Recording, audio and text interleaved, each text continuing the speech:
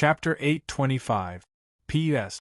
Once you're done, don't be in such a hurry to play, remember to first cast a monthly vote. From now on, you can enjoy double the monthly votes for the 515 Fan Festival, and you can also take a look at the other activities that give out red envelopes. He was the Archbishop of the Hall of Literary Splendor, an extremely revered status in the Orthodoxy. According to the laws of the Taoist canon, even if an important figure of his level violated the laws of the Church and was to be punished, the Pope should hold a general assembly in the Great Hall of Light, announce the charges in front of the crowd, and then have the Hall of Drifting Clouds condemn him. This was what the Pope had done when he expelled Mu Jiushi from the Li Palace. The current Pope, Chen Chongqing, had not returned to the capital for 3 years. Even if he returned to the capital to discuss Taoist Baisher's punishment, there might still be people in the Orthodoxy who would stand on Taoist Baisher's side, or at the very least request that he be exempted from the death penalty. And this wasn't even considering that Shang Xingzhou was in the capital. How could he just watch as Taoist Baisher died? Chen Chongqing did not make any evaluation of Taoist Baisher's words. He only calmly looked at him and asked, why? He had already left the capital for 3 years, and the Li Palace was under immense pressure. Even though the Grass Moon Hall, the Moss Institute, and the other 5 halls had sealed their halls, they could not prevent this pressure from seeping in with the wind. After the confluence of the North and South, the great Zhou imperial court began to flourish. Crucially, Shang Xingzhou had always been a legitimate successor of the Orthodoxy, a true saint. After the Pope and Archbishop Melisha returned to the Sea of Stars, no one in the entire Orthodoxy could be found with more seniority and experience than him. Even Pope Chen Chongqing was his student. In these circumstances, how could a few people in the Orthodoxy not have other thoughts? He had originally believed that the person most likely to be able to worship his master was Taoist Siyuan or Linghai Jiwang, as there was an old grudge between them. He had not expected it to be Taoist Baisher. After all, Taoist Baisher had been one of the witnesses to the posthumous edict. He had always been taciturn and kept a low profile, making it impossible to see any possibility of him betraying the Orthodoxy. Why? Because I must consider the future of the Orthodoxy, consider the interests of the human race. Taoist Baisher stared into Chen Chongqing's eyes and said, the Orthodoxy is not the religion of one person, but the gate of millions upon millions of believers. It absolutely cannot be moved by the will of His Holiness alone, unless you are a true saint. Regretfully, although your talent is high, even having the possibility of becoming the youngest true saint in history, you and I both know that the venerable Taoist master will not give you this sort of opportunity. You also know that you will never have this sort of opportunity again, so after 3 years, you could no longer remain silent.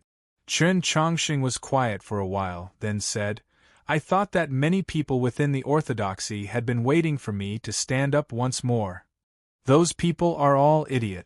Taoist Baisher did not conceal his disdain as he glanced at Linghai Jiwang. It was obvious that the new faction of the Orthodoxy, led by Linghai Jiwang and Taoist Siyuan, had always maintained a rather radical attitude, hoping that Chen Chongqing could rule over the world as Pope as soon as possible. Taoist Baisher continued, why did His Holiness choose you as his successor? Because he felt that this martial nephew of yours was very similar to him. And now, when you stand out and begin to rely on the authority of the Pope, your so-called schemes, to attempt to use these methods to obtain victory in this war with the imperial court, you will become less and less like your venerable self. On the contrary, you will become more and more like your master. And if you want to become a person like your master, how can you possibly win against him? At this point, he turned to Linghai Jiwang and Enlin and shouted, have you ever considered this question? Why should the Orthodoxy be consigned to eternal damnation because of his inexplicable desire to go against his master? Since this is the case, why don't we just welcome the venerable Taoist as His Holiness the Pope? It was quiet outside the church. The trees within the holy gate swayed in the wind, throwing off the last of the white flowers that had bloomed last night. Chen Chongqing's gaze fell on those faintly discernible figures of priests in the distant forest. After a few moments of silence, he said, "You might not understand me very well." Taoist Baisher had not expected to hear this answer. After a few moments of shock, he once more became cold and unyielding. "It doesn't matter.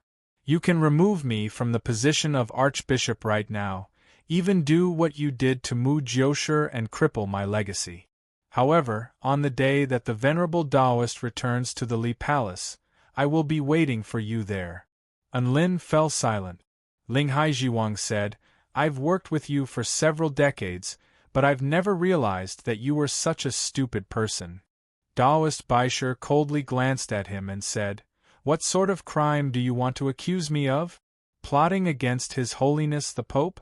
Just like in the Mount Song Army headquarters?" Ling Haijiwang replied, "Crimes are not made by others, but committed by oneself." Taoist Baisher impassively said, "Don't forget, this is Wenshui. Wenshui was the territory of the Tang clan.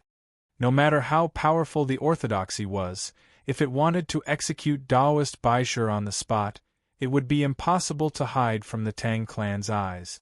This also meant that if Chen Chongqing wanted to uphold the dignity of the church's laws, he could only seize Taoist Baisher and even sever his legacy, but he could not execute him on the spot. At this moment, footsteps came from the forest. The Archbishop of Wenshui had arrived in front of the Taoist church, a letter in his hand. The Archbishop lowered his head, not even glancing at the blood-soaked Taoist Baisher, nor did he reveal any strange expression. He was as calm and modest as usual.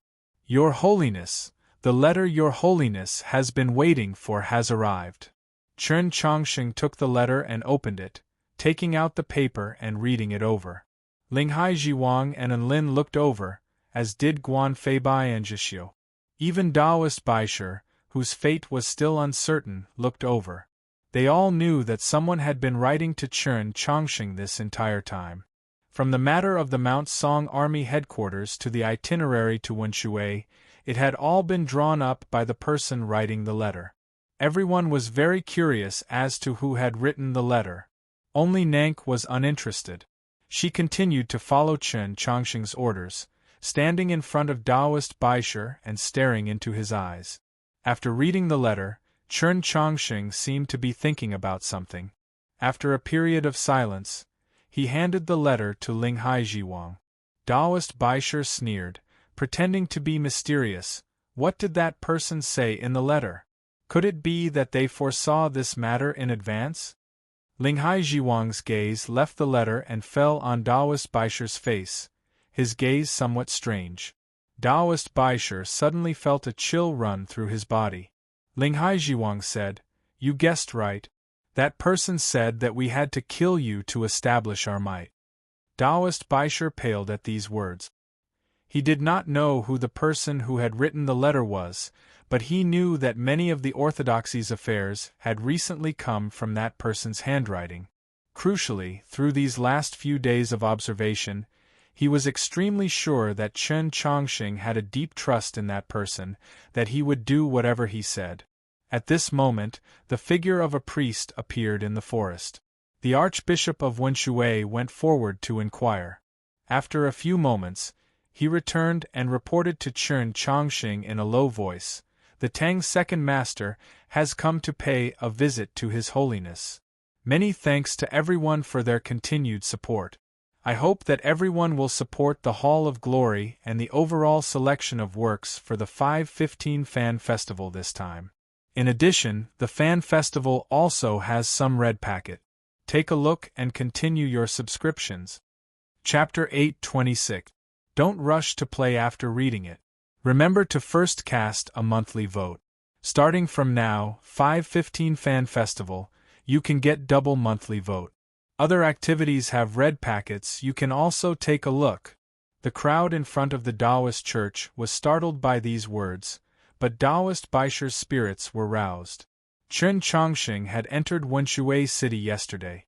In the evening, the Taoist church of Wenshui played music to announce his arrival to the world, but the Tang clan still did not respond.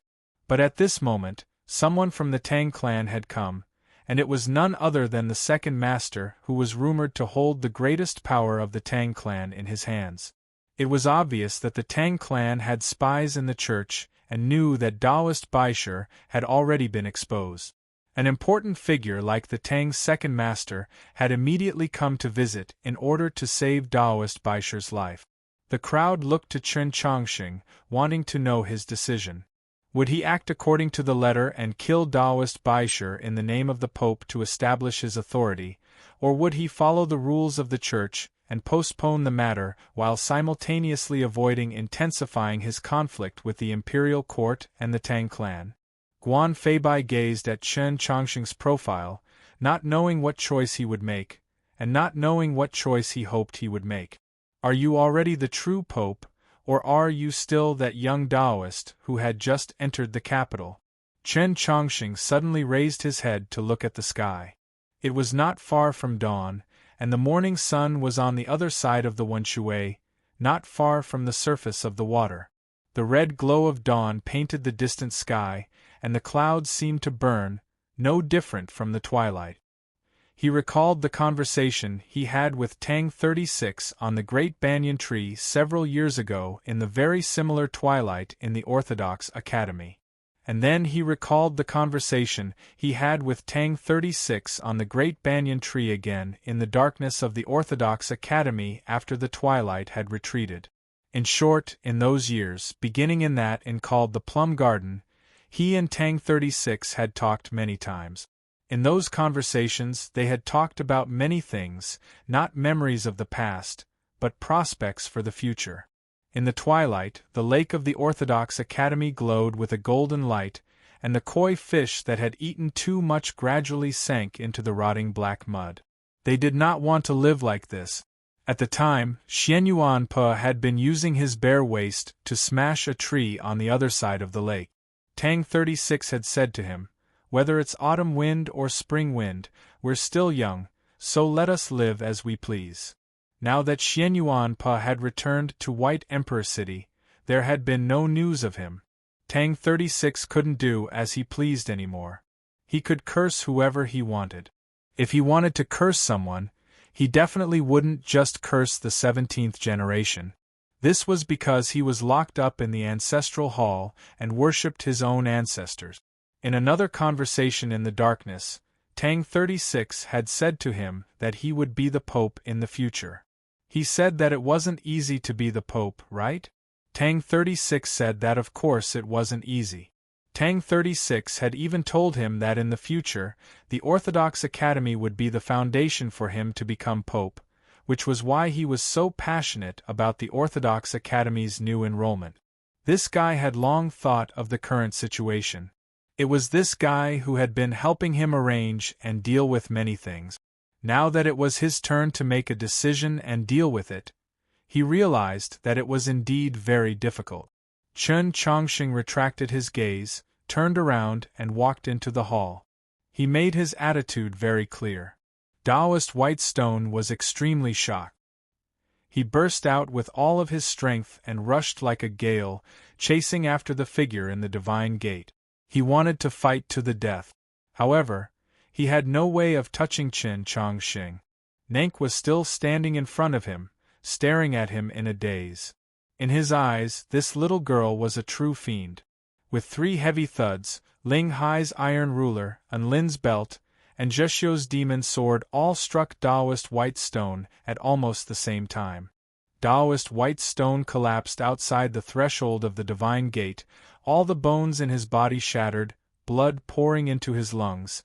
His ethereal palace shattered, and he found it difficult to stand up. His eyes were filled with despair, the great panic and unwillingness at death's door transforming into a howl that was about to burst out of his lips. He wanted to inform the Tang's second master outside the forest, "Hurry and save me." Regretfully, he was unable to let out this howl.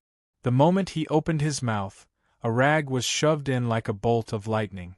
At some point, the Archbishop of Wenshui had arrived at his side. His left hand stuffed a rag into Taoist White Stone's mouth.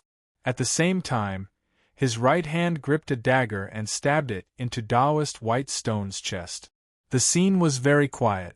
The sound of the dagger plunging into the body was extremely frightening. A small portion of the dagger was exposed. It was as calm as a mirror, exuding a faint aura of holiness. The Archbishop of Wenshui's expression was also this calm, this holy. Taoist White Stone's eyes were wide open, his throat emitting gurgling sounds. He reached out to grab the Archbishop's clothes, but failed. He constantly twitched and struggled, like a fish that had left the Wenshui, unable to breathe, on the verge of death, yet unable to escape control. The Archbishop of Wenshui gazed at Chen Chongqing's back through the divine gate and softly said, "Your Holiness, please rest for a while. I am confident that the Tang's second master will have the patience to wait a little longer." As he spoke, he held a rag to Taoist White Stone's mouth in one hand, while the other held a dagger to Taoist White Stone's chest. Taoist White Stone was still twitching and twitching under his hand. Yet his voice did not tremble in the slightest. It was still calm, even somewhat humble. And Lin couldn't bear to watch any longer and turned around. Ling Haijiwang, on the other hand, had an expression of appreciation, even a faint sigh of praise. The divine gate slowly closed.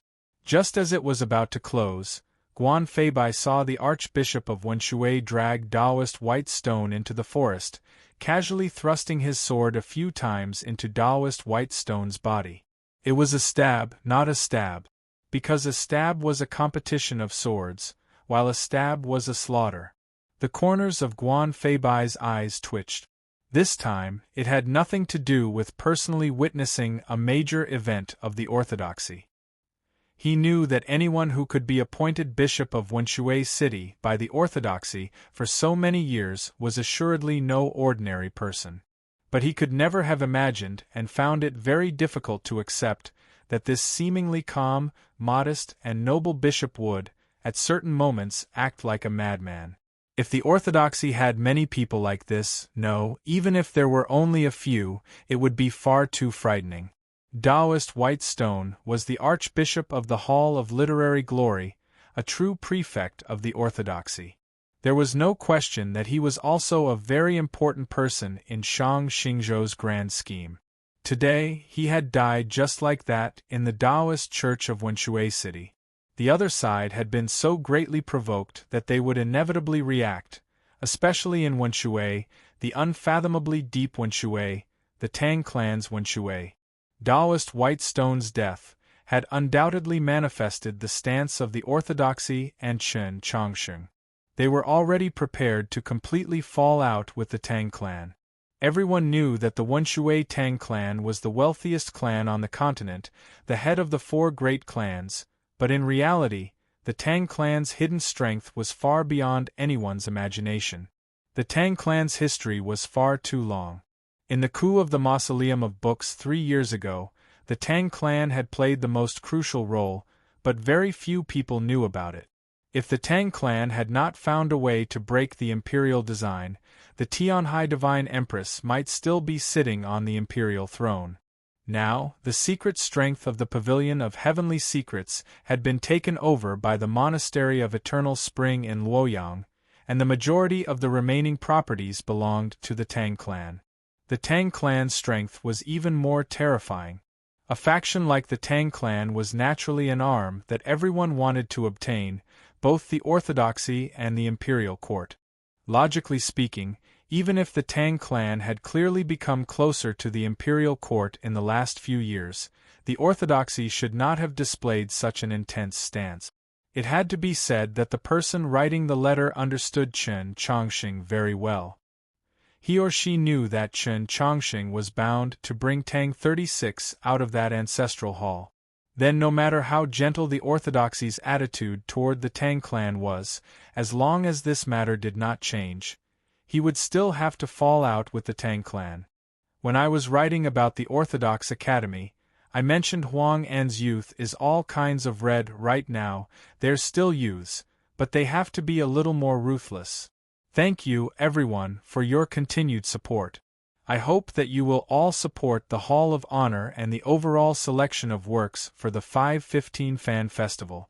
In addition, the Fan Festival also has a few red packets. Take a look and continue your subscription. Chapter 8:27. Since they were going to fall out sooner or later, why not face it with the toughest attitude from the beginning?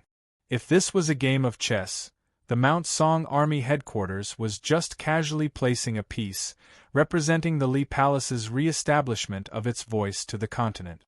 The second move that landed in Wenshui City was the deciding move, the deciding move, the deciding move, the deciding move, the deciding move.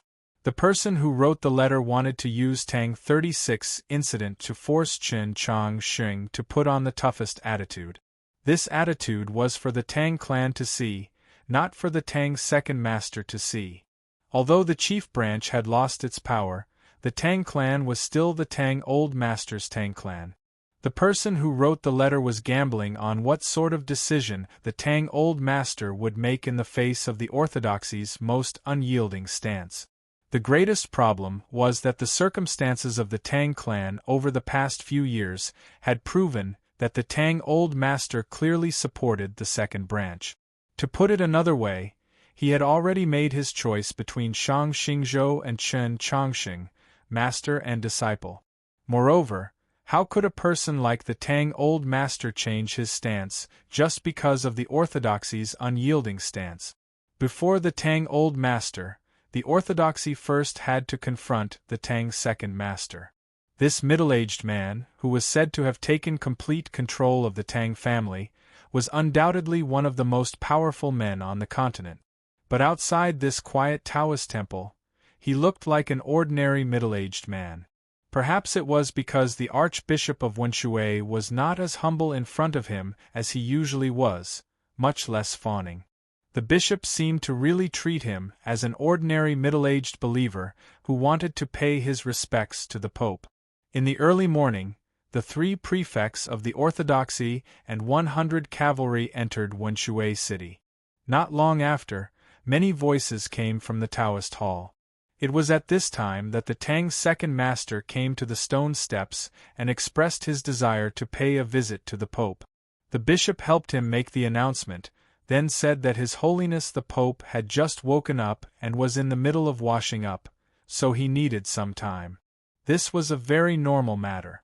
Although the Tang second master knew that this was an excuse, he could only wait at the bottom of the stone step. But he didn't expect that this wait would last for half a day. The morning light dispersed the fog in the forest, and then turned into warm sunlight that was rarely seen in winter. As time passed, the 2 guardians standing behind the Tang second master and his attendants grew uglier and uglier. The Pope had come to Wenshui, so the Tang clan naturally should have sent someone to meet him, but why did the second master have to wait for so long? Was this a show of strength to the Tang family? If not for the Tang second master maintaining his silence, they might have already begun to quarrel. After all, this was Wenshui City. From a certain perspective, the head of the Tang clan was the true emperor. Whether it was Emperor Taizong or the infamous Tianhai Divine Empress, in this city, their decrees had never been as effective as a single word from the clan head. In their view, the second master represented the Tang clan. Even the Pope could not humiliate him like this. The Tang second master had stood at the base of the stone steps with his hands held behind his back for half a day. Let alone anger, not even impatience had appeared on his face. But that didn't mean he was calm. In fact, he was in a terrible mood at the moment. In the coup of the Mausoleum of Books 3 years ago, he had played an extremely important role. The common people did not know, but those who had the right to know knew. From that moment on, he became an influential figure in the continent. Although he still had not become the master of Wenshui City, everyone knew that that day was not far away. Whether it was the family business or the internal affairs of the various branches, the old master had given him the responsibility to handle them. He was already the de facto master of Wenshui City. Especially after Tang 36 had been imprisoned in the ancestral hall half a year ago, no one dared to question this point, not even Xuelao City. Even if he had gone to the capital to see His Majesty a month ago, he could have gone straight to the palace without needing to send a message. Now, who would dare to intentionally leave him hanging for so long? Not being able to kill you in the snowy mountains is truly a regrettable matter, and I even let you enter Wenshui. That idiot white stone, how did you get discovered? But even if you came to Wenshui, other than throwing a tantrum like a child, what else could you do? His Holiness the Pope, is he really that big? The Tang's second master gazed at the eaves of that Taoist church deep in the forest, his expression calm as he thought of a few treasonous words. When he thought of that last sentence, he found it very amusing. He was very humorous, and the corners of his lips perked up. In the past, the Archbishop of Wenshui at his side would assuredly have tactfully asked, "Why is second master smiling?" But today was different. The Archbishop of Wenshui looked at him and seriously said, "Sir Tang, please do not be impolite." The Tang's second master's smile suddenly vanished. He could no longer maintain his composure, a layer of frost appearing on his face. Just when all his patience was about to vanish, the announcement finally came from the Taoist church.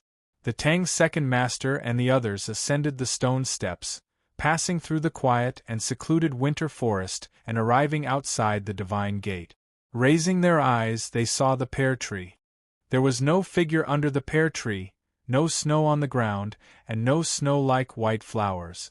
The stone slabs had just been washed with water, so they were wet and clean. Perhaps there had been blood earlier? The clouds that filled the sky and the warm winter sunlight had not vanished. It was still far from nightfall, but many lanterns had already been lit in the hall. Standing outside the divine gate and peering in, one would occasionally have the misconception that this place was a vast sea of stars. The Tang's second master walked into the divine gate. The two guardians and the Tang clan guards prepared to follow, but they were stopped.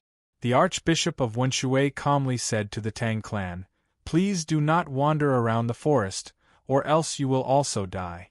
As they spoke, several dozen priests arrived at the river bank in the rear garden. Two thick and heavy chains gradually emerged from the water, blocking the river. Because of a certain rule of the Tang clan, there were basically no boats on the Wenshui, but the Taoist church had still made complete preparations. The Tang's second master gazed at the sea of lights in the hall. After a moment of silence, he raised his hand to indicate that his followers should stop. Crossing the high threshold and arriving in front of the quiet hall, he saw Linghai Jiwang and Enlin. The two archbishops stood on the stone steps in front of the hall, looking like two statues of gods. The Tang's second master greeted them, then slowly opened his mouth. He was laughing, but there was no sound. This was his habitual expression. Sometimes it would be comical, sometimes abnormally terrifying, but no matter the time, it was always brimming with derision and malice towards the world. Linghai Jiwang expressionlessly looked at him like he was looking at an idiot. Enlin gave a slight nod in return, then paid him no more attention. The Tang's second master's smile gradually faded as he asked, "To have two archbishops guard the gate, has any pope ever done this before?" After saying this, he did not wait for an answer. With a light brush of his sleeve, he pushed open the door and walked in. Countless lanterns were lit in the hall, the light so bright that it fell on his face. He was rather similar to Tang 36. His face was handsome, but the space between his brows was even more indifferent. In the next moment, that indifference finally dissipated, transforming into an indescribable emotion. In the center of the Taoist church was a prayer mat. This was naturally for people to kneel on. Chapter 828. Only in the last 2 days did I notice that before and after the Qidian update, a PS would be added. It seemed to be related to monthly votes and red packets. Let me tell everyone, this was automatically added by the system, not by me. Please feel free to vote. I wish everyone a happy day at work. Mua mua mua. The prayer mat was neither new nor old, neither thick nor thin. It was of the style commonly seen in Taoist churches or ancestral halls. The Tang's second master said nothing as he gazed at the prayer mat. When kneeling, it was more comfortable to have the prayer mat between the knees and the hard ground. The question was, who was he going to kneel to? Of course, the Pope. Countless lamps hung in the night sky like stars, a young man standing amidst them. The Tang's second master said nothing, nor did he hear anyone else. The silence in the hall continued. The Tang's second master's eyes gradually narrowed. He finally moved. He walked up to the prayer mat, raised the front of his robe with his hands, and slowly kneeled. His movements were very slow, very meticulous. From raising the front of his robe to slightly bending his knees to leaning forward, he had used a very long time. This was enough time for him to think about many things. He had heard that many years ago, the previous pope had also come to Wenshui. When had his father ever made such a grand bow? You and Tang Tang are of the same generation, so I am your senior. How can you accept my bow? Even if you don't call me second uncle, you should at least say no need for ceremony. This period of time had truly been very long, and to the Tang's second master, it had been even longer. It was enough time for him to think about so many things, and it was naturally enough time for the young man in the light to speak. But why had I still not heard your voice? He even wondered if he had heard incorrectly. Or was that person's voice too soft, too vague? No, the Taoist church was so quiet that even the softest voice could be heard clearly. For instance, at this very moment, his knees finally touched the prayer mat. The soft cushion gave off a light sound. But in his ears, it was like a clap of thunder, shaking his soul. The Tang's second master kneeled in front of Chen Chongsheng. Even when this scene really happened, he still found it somewhat difficult to believe. He did not dare believe that Chen Chongsheng really had not said that he was excused from ceremony. He did not dare believe that Chen Chongsheng would so calmly accept his great bow. The sound of the knee meeting the praying mat disappeared. All the sounds in the hall disappeared. It was incomparably quiet. Only the light of the lamp could be heard swaying in the breeze. The Tang's second master kneeled on the prayer mat, his heart growing colder and colder, but his expression growing more and more indifferent. Then he stood up. When he knelt, he was like a jade mountain that was about to collapse, and when he stood up, he was like the rising sun rising from the water. Clean, efficient, and without any hesitation. He stood up by himself. It was obvious that this was a breach of etiquette in front of the emperor, but he was furious at the moment, so he decided to ignore it. He looked at Chen Chongsheng and indifferently said, "Greetings, Your Holiness the Pope."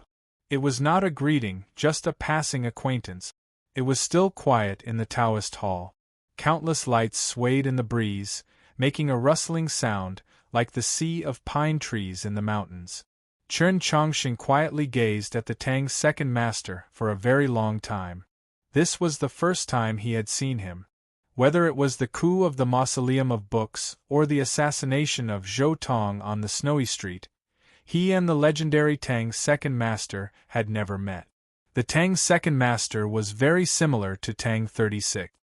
His face was handsome, his temperament indifferent, and he exuded a noble aura, but there was a hint of gloominess on his face. When I see you, I very naturally think of him. Chen Chongsheng continued, "It's already been a very long time since I've seen him. The more this is the case, the more I miss the time when he was at my side. At that time, he helped me with many things." The Tang's second master asked, "Such as?" Chen Chongsheng took a step forward, walking out of the shifting light to stand in front of the Tang's second master. "Such as, right now, he will say to you, 'Did I let you get up?' Just like that, you got up?" As one of the rarest pope in history that had not stepped into the divine domain, no matter how talented Chen Chongsheng was, his strength was still limited. The Tang's second master was well aware of this point, but when he saw this young man walking out of the sea of stars, saw his calm face, heard his words, he felt an indescribable pressure assailing him. It was like countless mountains, like the vast sea of stars had fallen into the Wenshui, stirring up countless waves in his mind. Only now did he realize that no matter what his strength was, Chen Chongqing was the Pope, so he was facing a Pope. This thought made him feel extremely uncomfortable, just like how Chen Chongqing had used Tang 36's tone to say those words. "Did I let you get up?" If Tang 36 were present today, he really would have said this, not giving him any face, perhaps even being even harsher. The Tang's second master narrowed his eyes once more. He naturally would not kneel again. He gave a mocking smile and said nothing. "There are no ifs. Tang 36 is imprisoned in the ancestral hall, so he can't possibly appear at your side. I had someone prepare the prayer mat." Chen Chongqing glanced at the prayer mat on the ground, then raised his head to the Tang's second master and continued, "Because I hoped that you would also prepare a relatively soft prayer mat for him. He was imprisoned in the old estate for 2.5 years, and then imprisoned in the ancestral hall for half a year. Given his personality, he must have been punished to kneel for a very long time.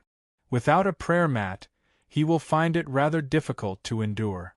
The Tang's second master expressionlessly replied, "He is a descendant of my Tang clan, so he naturally has elders to take care of him. There is no need for your holiness to care." Chen Chongqing replied, "He is my friend, so it's impossible for me not to care." At these words, the Tang's second master's brows rose. "Does your holiness only care about these minor matters?" Chen Chongqing replied, "To me, this matter is very important." The Tang's second master harshly asked, "Is it even more important than the future of the Li Palace?"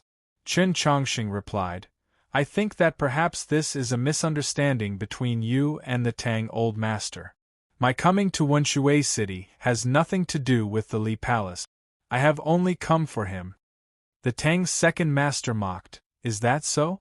Could it be that your holiness only wants to take him away and has no other request for my Tang clan?" Chen Chongqing replied, "Precisely.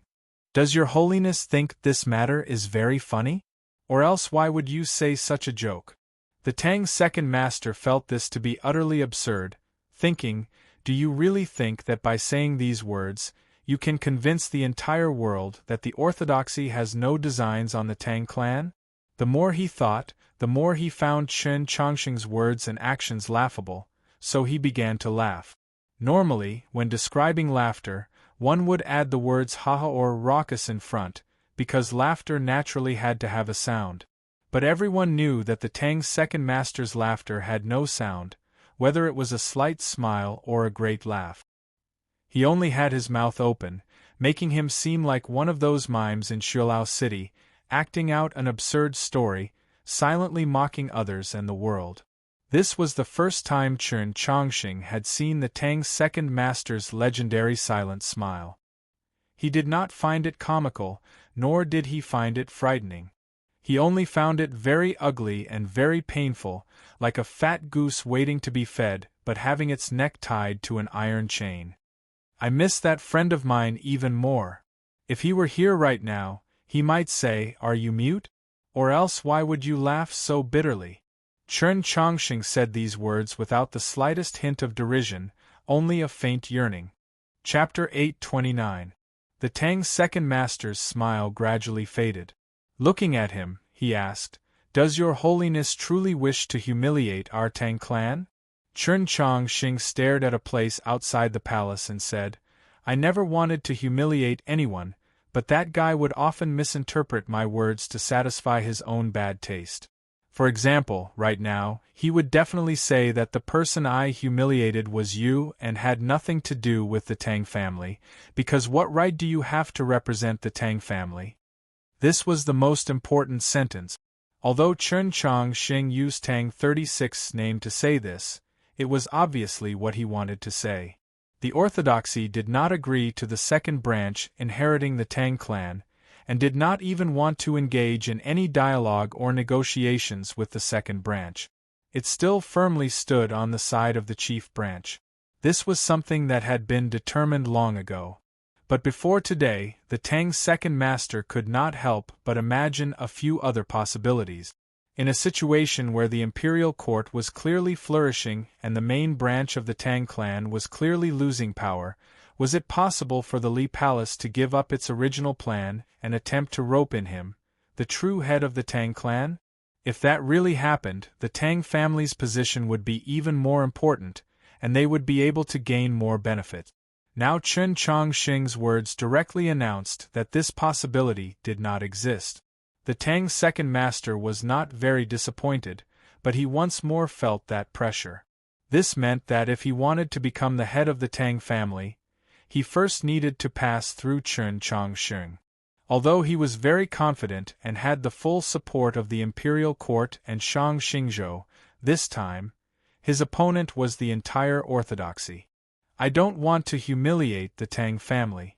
In fact, I don't want to humiliate you either. I just don't like that smile of yours.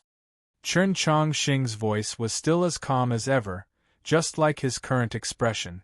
It might seem a little rude to say such things in person, but at least it was honest. Wang Pu doesn't like to smile like this either.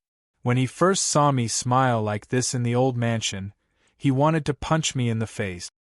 The Tang's second master continued, but even today, even though he's already an expert of the divine domain, I still smile like this, and he still can't do anything to me.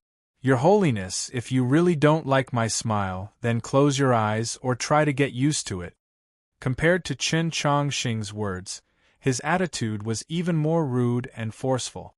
The meaning of this sentence was clear and simple. The Li Palace should not meddle in the affairs of the Tang clan, nor did it have the ability to meddle, so please pretend that you didn't know or endure. Whether it was the main hall or the rear hall, the Taoist church of Wenshui was magnificent, comparable to the halls of the Li Palace. This was because over the countless years, the Tang clan of Wenshui City had contributed far too much wealth to the orthodoxy. Perhaps it was for this reason that the Tang family's guardians and attendants did not feel any awe when they looked at the Taoist temple. Instead, they felt a sense of pride as if they were looking at their own property. The Tang's second master had already been in the rear hall for a very long time, but there was still no sound.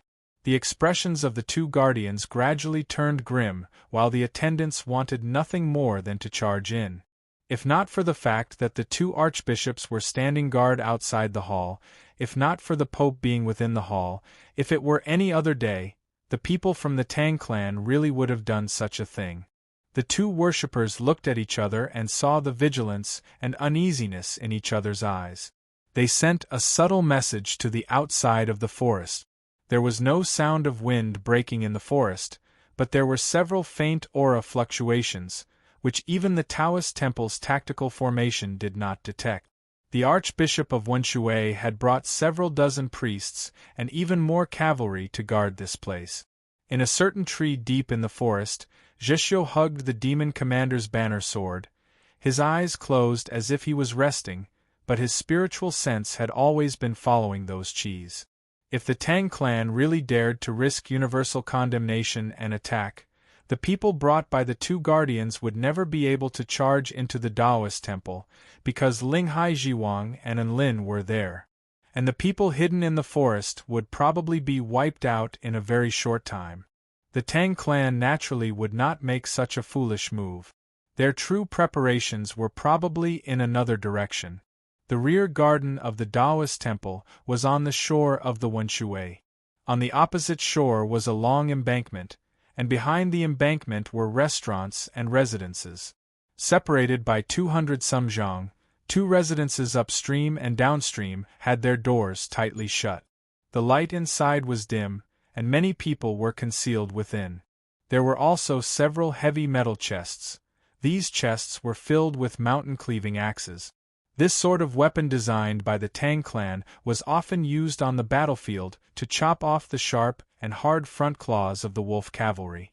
Today, it was prepared to be used to chop off the two thick chains on the Wenshui River.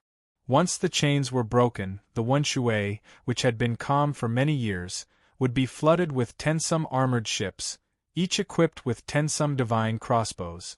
The sewers leading to the Taoist temple were already covered in a black and viscous oily substance, but it was hard to tell what it was used for.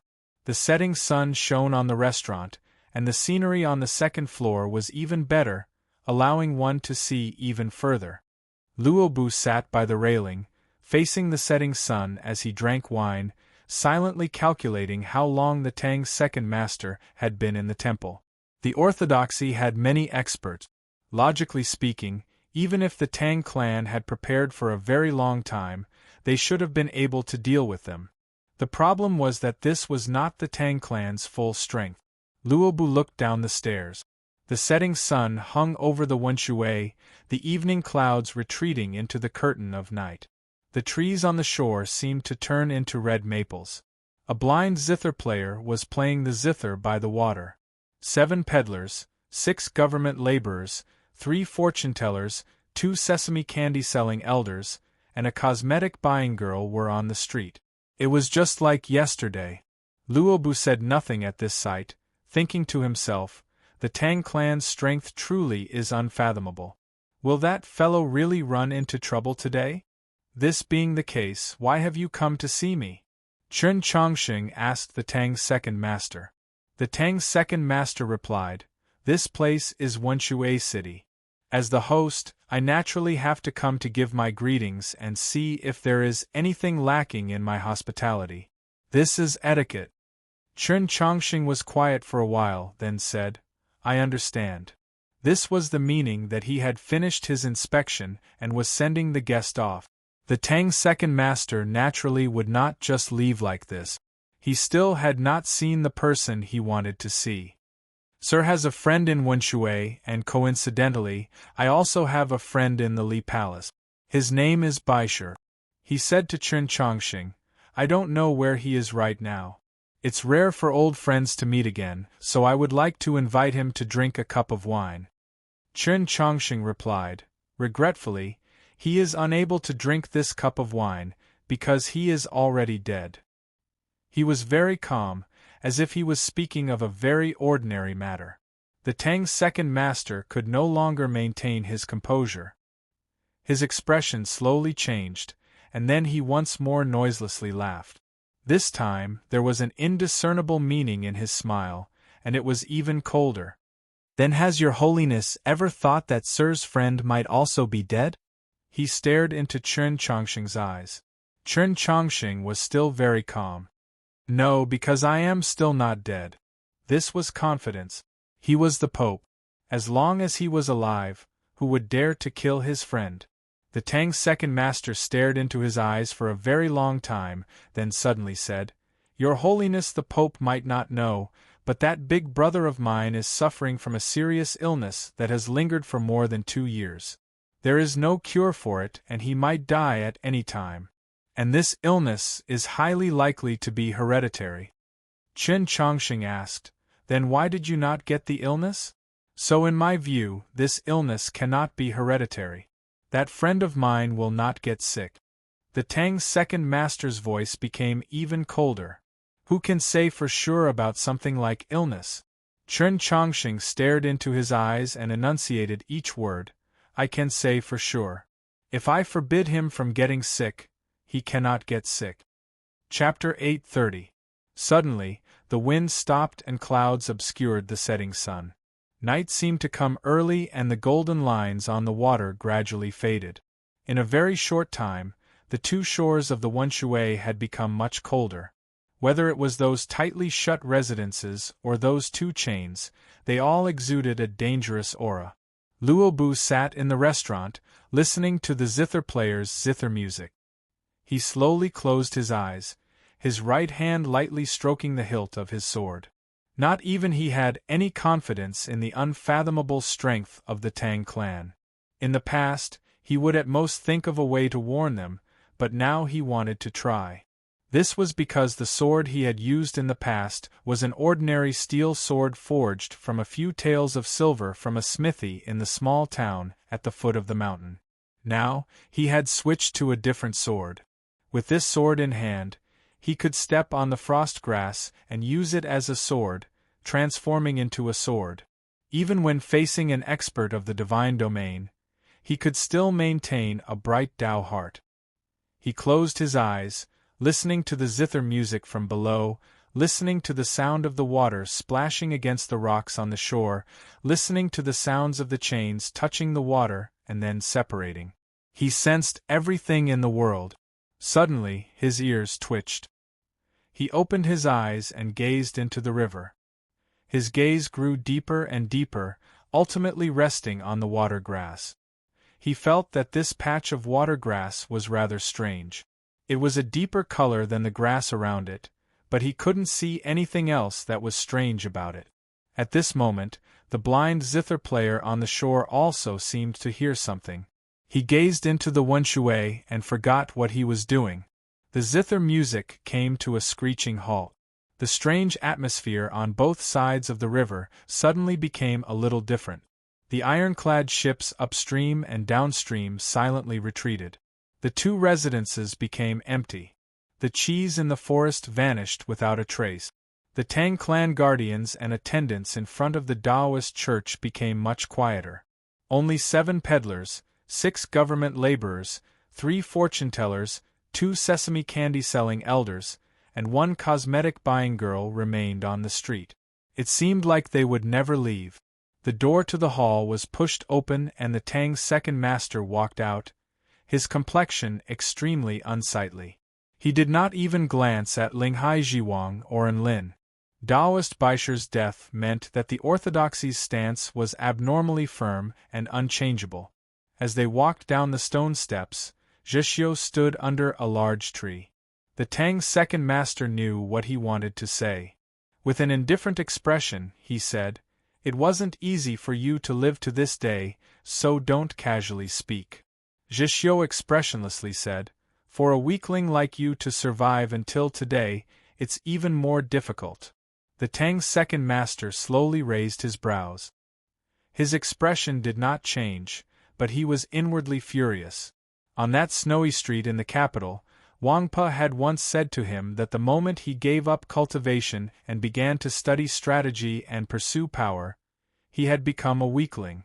Today, he was once again evaluated in such a way, and the other party was a junior. The angrier he was, the more indifferent he appeared. He looked at Zhixiu and asked, "Do you really want to die?" Zhixiu did not answer his question, saying, "Don't secretly attack that guy." The Tang's second master stared into his eyes and said, "In truth, I've never understood how a wolf cub like you could become friends with that wastrel. I'm not his friend." After a moment of silence, Zhixiu continued, "He is my employer, so don't touch him." The people of the Tang clan had all withdrawn. In the deep darkness, the two shores of the Wenshui were quiet. Chen Chongqing arrived on the shore, Linghai Jiwang and the others at his side. Nank had followed his orders and remained in the Taoist church.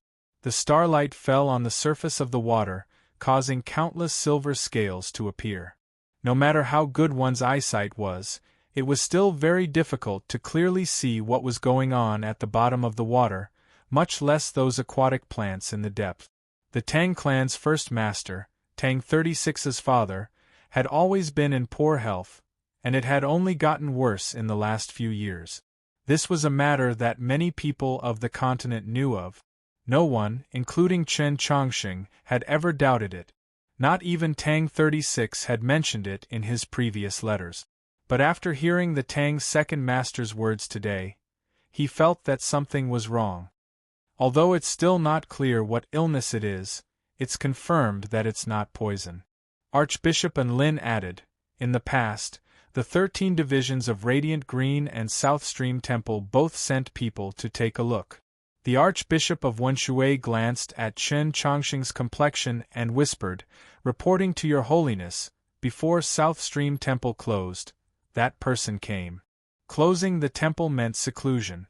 In the last few years, Holy Maiden Peak had only had one seclusion that needed to be specifically mentioned, so the identity of that person he mentioned was naturally on the verge of being revealed. Enlin revealed an expression of shock. Linghai Jiwang slightly arched his brows, because the Li Palace had no idea of this matter. Chen Chongqing was even more shocked, thinking, why didn't she tell me? The Archbishop of Wenshui whispered, that person didn't let us say it. If the Tang clan's first master was not sick but poisoned, he should have been cured by the heavenly phoenix True Blood. Su Yorong had probably thought the same at the time. Now that the first master was still bedridden and on the verge of death, this meant that he truly was not poisoned, but sick. The Tang old master's change in attitude was probably directly related to this matter. Chen Chongqing knew why Su Yorong had come. She knew that Tang 36 was his best friend, and he was very grateful for this. After some thought, he decided to go to the first master tomorrow to take a look. It wasn't that he didn't trust the abilities of the 13 divisions of Radiant Green and Su Yorong, but he wanted to see if his medical skills could change that elder's sorrowful fate. Moreover, he had always felt that this matter was not so simple. After the Tang's second master's words, after he encountered that little monster in Honshu City's Willow Lodge. Go investigate a disciple of the longevity sect called Chus. This person cultivates a very strange technique. No matter how well he hides it, someone should have heard of it. He separately ordered Linghai Jiwang and Enlin, write a letter to urge South Stream Temple to see if they have any results on the matter I had them investigate. Enlin did not know that he had written a letter to South Stream Temple, so she asked in confusion, what matter is so urgent? Chen Chongqing replied, I want to know where the legacy of the Yellow Springs flow is, and if it might be in the south. Linghai Jiwang connected this to the strange technique that Chen Chongqing had mentioned to him, and his expression suddenly changed. Enlin's complexion also paled. She muttered, would the longevity sect dare to do such a crazy thing? I have no proof. Chen Chongqing fell quiet for a while, then turned to the Archbishop of Wenshui and said, find someone to investigate if the Tang clan has anything to do with this matter. Linghai Jiwang and the other two left with the order. Guan Feibai walked out of the Taoist church, sword in hand. He did not want to chat with Chen Chongqing, but he felt that Chen Chongqing needed someone at his side. As he gazed at the river under the starlight, Chen Chongqing fell into silent contemplation. He truly did not have any proof. The only clue was what the Demon Lord had said in the Snowy Mountains. The Demon Lord had said very clearly that the young Array Master was a little monster from the longevity sect called Chusu, and that this was the work of Shang Xingzhou and the Tang clan. That morning in the kitchen of Honshu City, he and Nank had encountered that monster of the Yellow Springs flow, covered in poison and terrifying to the extreme. At the time, he had not thought of it, and only later did he recall the Demon Lord's words and link these two matters together. The problem was that the Demon Lord's words could not be used as proof. Everyone knew that his words might have been used to sow discord. As Chen Chongqing pondered these questions, he had no idea that in the depths of the mercury-like river, a clump of water grass was gently drifting. This clump of water grass was a little different from the other water grass around it. It suddenly floated away from the bottom of the river and slowly approached the rocks at the bottom of the river bank. It looked like a clump of mud that had been melted by water and did not make any sound. Chapter 831. There were many crevices between the rocks on the shore, one of which was connected to the sewers beneath the Taoist church. During the day, the Tang clan had already sent people to destroy the array there and sprinkle a black, viscous, oily substance into it. The mud-like substance slowly flowed through the crevice into the sewers of the Taoist church and continued to move forward. Still, it made no sound, and its surface was made of some unknown substance that was not stained by the viscous black oil. Chen Chongqing's gaze fell on the opposite shore. He did not know that during the day, the opposite shore was very lively. There were many government laborers, peddlers, fortune-tellers, and a blind zither player playing the zither by the shore. The restaurant was very lively, and Luobu had drunk 2 jars of fine wine there. He did not notice that the ground behind him had slightly bulged and that 2 frost-colored weeds had already crossed the tops of his feet. The black soil silently blossomed like a flower, and an ugly hand covered in scales and hair reached out from the ground. An extremely minute change had occurred in the qi of the world. With Chen Chongqing's keen senses, he immediately sensed it. But his reaction was still a step too slow. He did not have time to use his fastest Yesher step or use the hanging evening clouds to send himself far away. That ugly and terrifying hand had already reached out from the ground and gripped his ankle tightly. An indescribable qi exuded from that hand, moving along his ankle and invading his body. Chen Chongqing felt like he had fallen into the mouth of a volcano and was enveloped in scorching lava. Every part of his skin was stinging and even somewhat numb. This was an illusion, because that qi was not scorching, but extremely cold. That extremely cold and filthy qi rushed into all his meridians and began to corrode his flesh and blood. Even more frightening was that the cold and filthy qi seemed to have a life of its own. It transformed into a film-like substance that enveloped all 365 qi openings in his body. This also meant that the star radiance in his qi openings would not be able to break out in a short period of time. In the next moment, that qi rushed into his abdomen and froze his ethereal palace into a snowy mountain. All of this happened in an extremely short period of time. The yellow leaves that fell from the tree were less than an inch away from the branches. The starlight didn't even have time to flicker. Chen Chongqing was restrained. Both his breathing and heartbeat seemed to be frozen. He couldn't even make a sound, let alone fight back. The underground attacker's methods were too sinister, and his aura was too cold and sinister. If it were any other cultivator, even a peak star condensation expert, in a situation where they were completely unprepared, suddenly encountering such a terrifying sneak attack, encountering such a sinister method that had not appeared in the world for countless years, there was a chance that something would happen to them, and then they would silently die. Would Chen Chongqing die just like that? Under the protection of countless experts, within the Taoist Church of the Orthodoxy, beneath the silver starlight? Guan Fei held his sword and walked out of the Taoist temple. He was still 10 or so feet away from Chen Chongqing. Most importantly, other than feeling a slight chill in the night wind, he didn't notice any other problems. The Taoist temple's array formation did not detect the sneak attacker's arrival. Chen Chongqing's breathing slowed. Counting from the moment he was ambushed, the interval between his second breath was 7 times longer. At the same time, his heartbeat also slowed.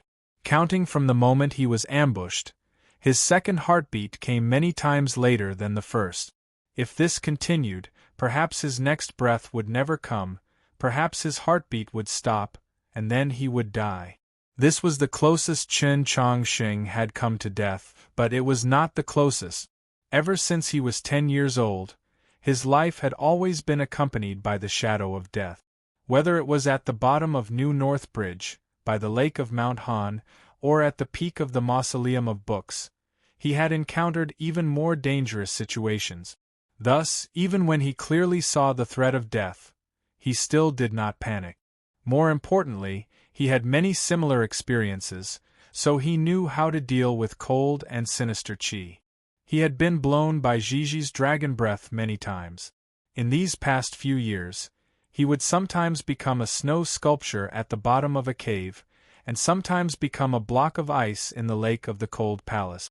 The dragon breath of a black frost dragon was the coldest thing in the world. Although the qi of the ambusher was even more sinister and foul, it was still somewhat inferior in this aspect.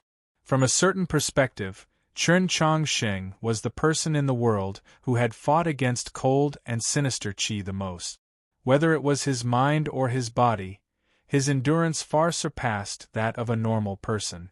Even those experts of the divine domain were not necessarily stronger than him in this aspect.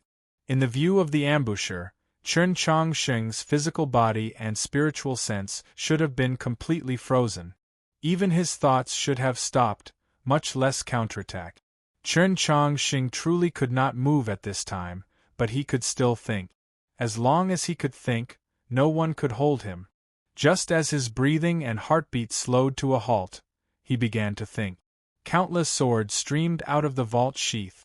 Countless swift and fierce sword intents enveloped the back garden by the Wenshui. Countless sword glows wildly slashed in every direction, shattering the starlight and cutting the grass.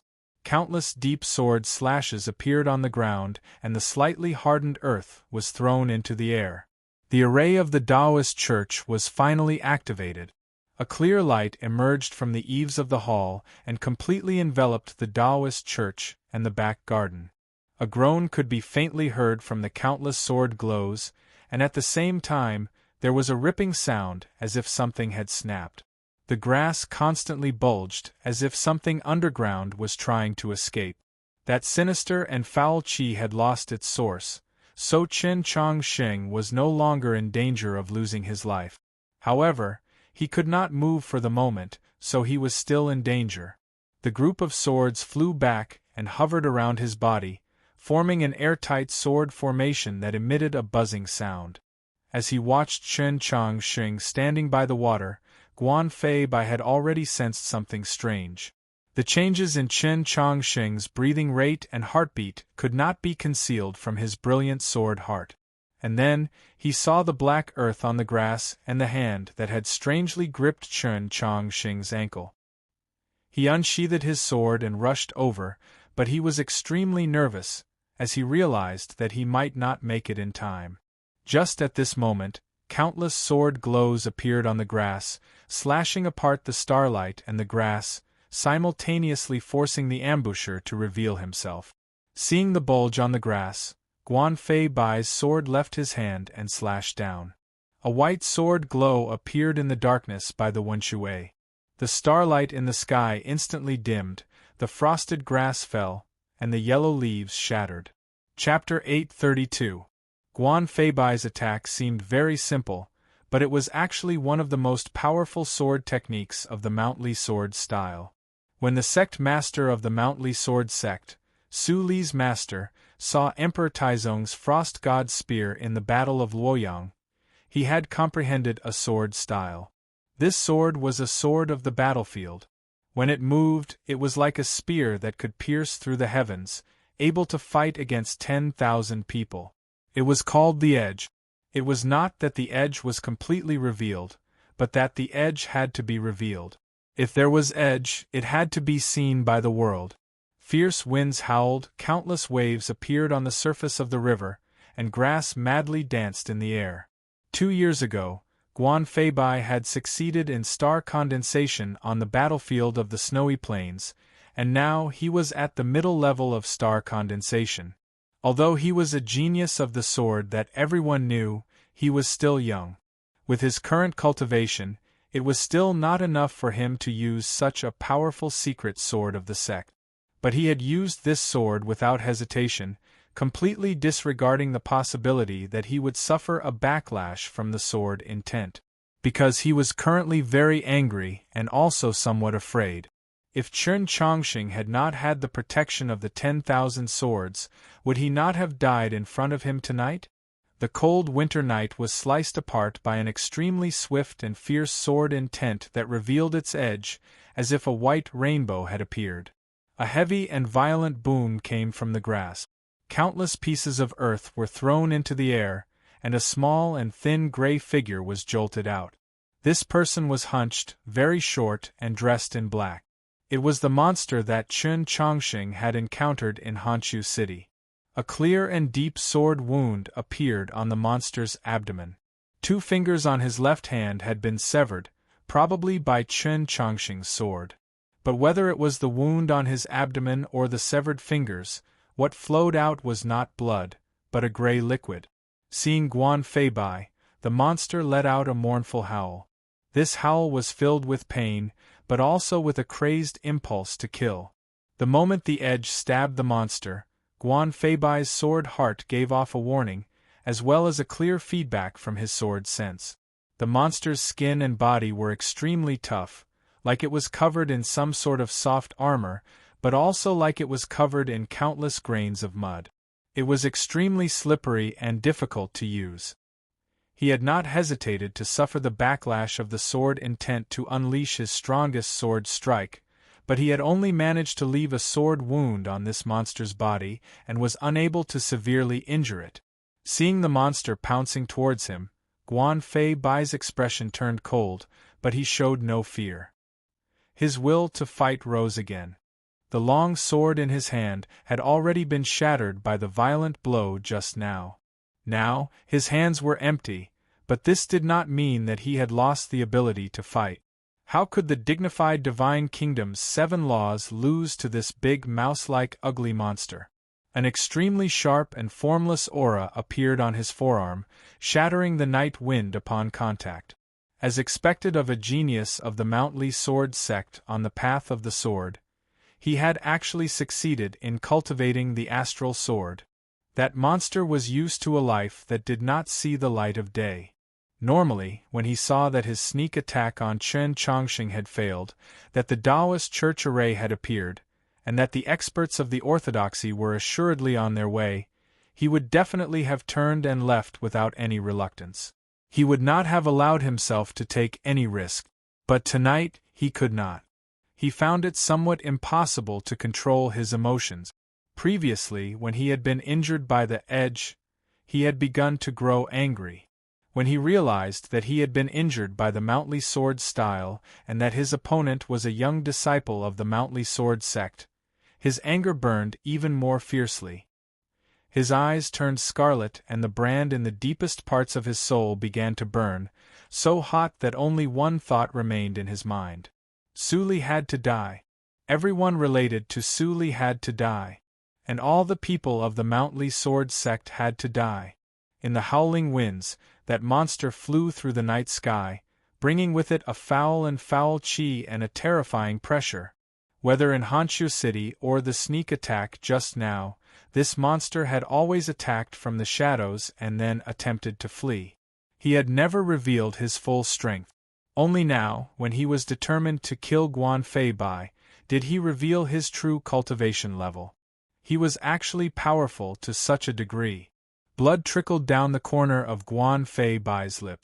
This was the result of the backlash of his sword intent, and also the result of forcing himself to use the astral sword after being injured.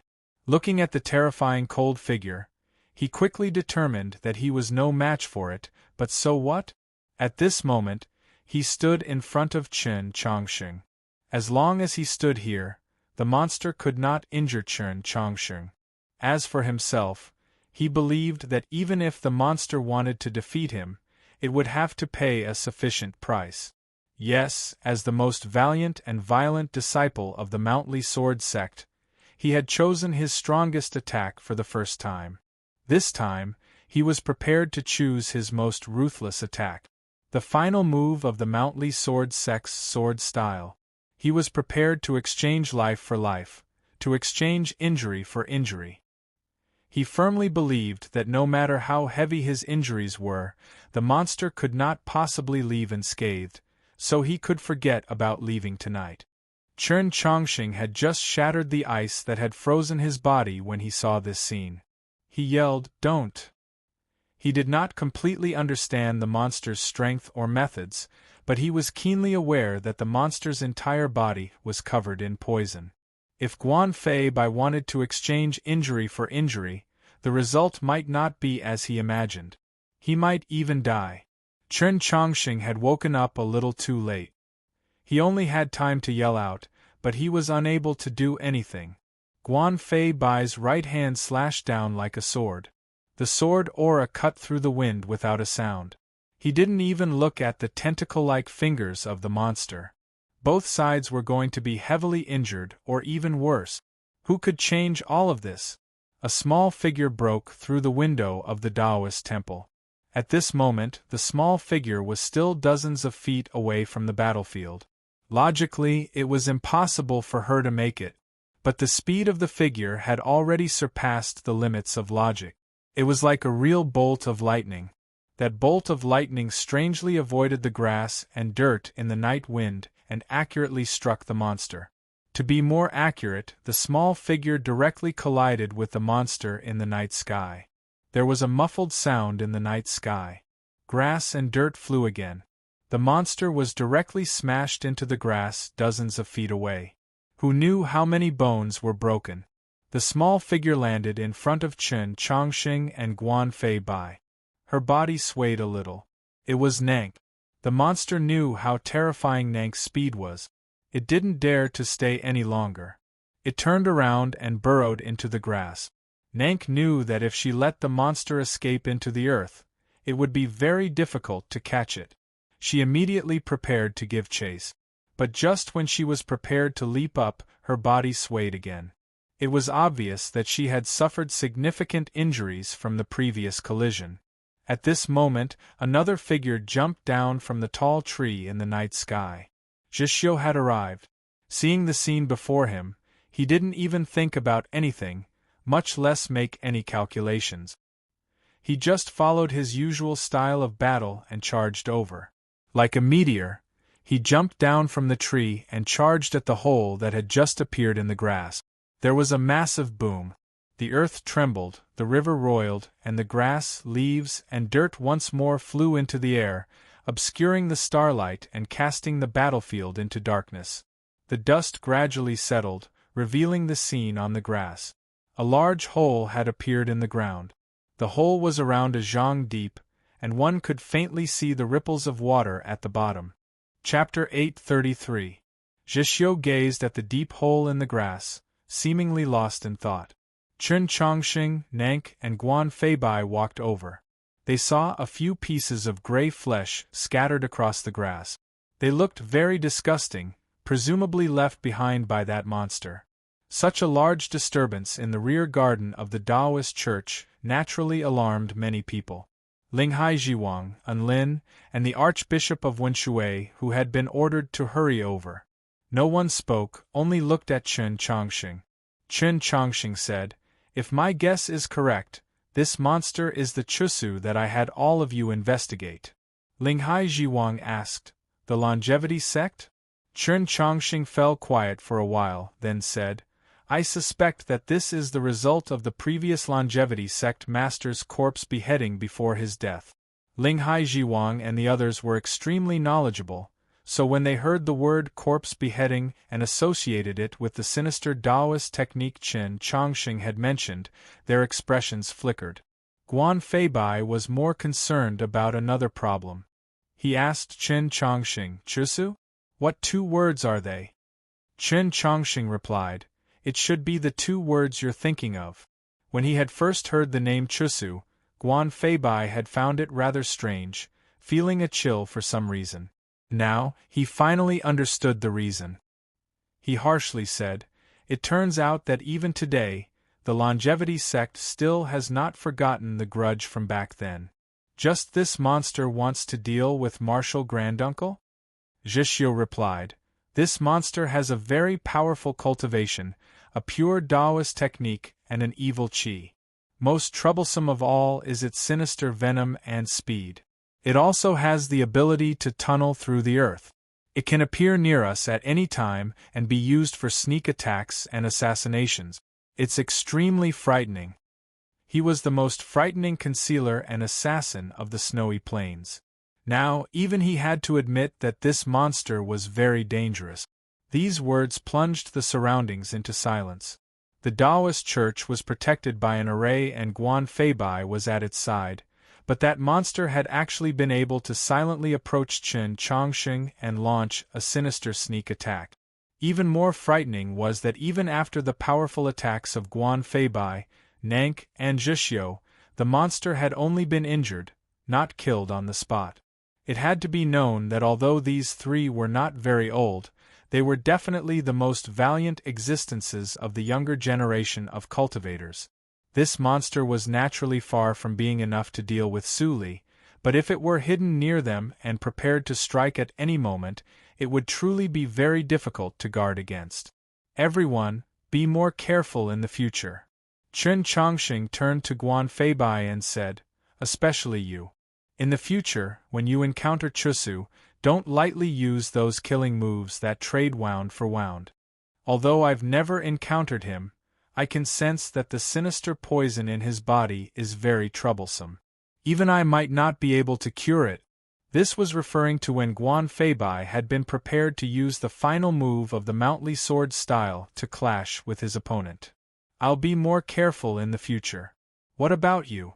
Guan Feibai looked at Chen Chongqing's ankle. Chen Chongqing said, I'm fine.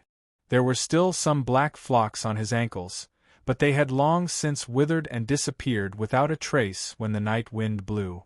Guan Feibai then looked at Neng. He thought to himself, you directly bumped into that monster just now, aren't you worried about being poisoned? Then, he remembered her true identity and realized that he had been thinking too much. The bloodline of the surpassing bird was the most poisonous thing in the world, so why would it be afraid of other poisons?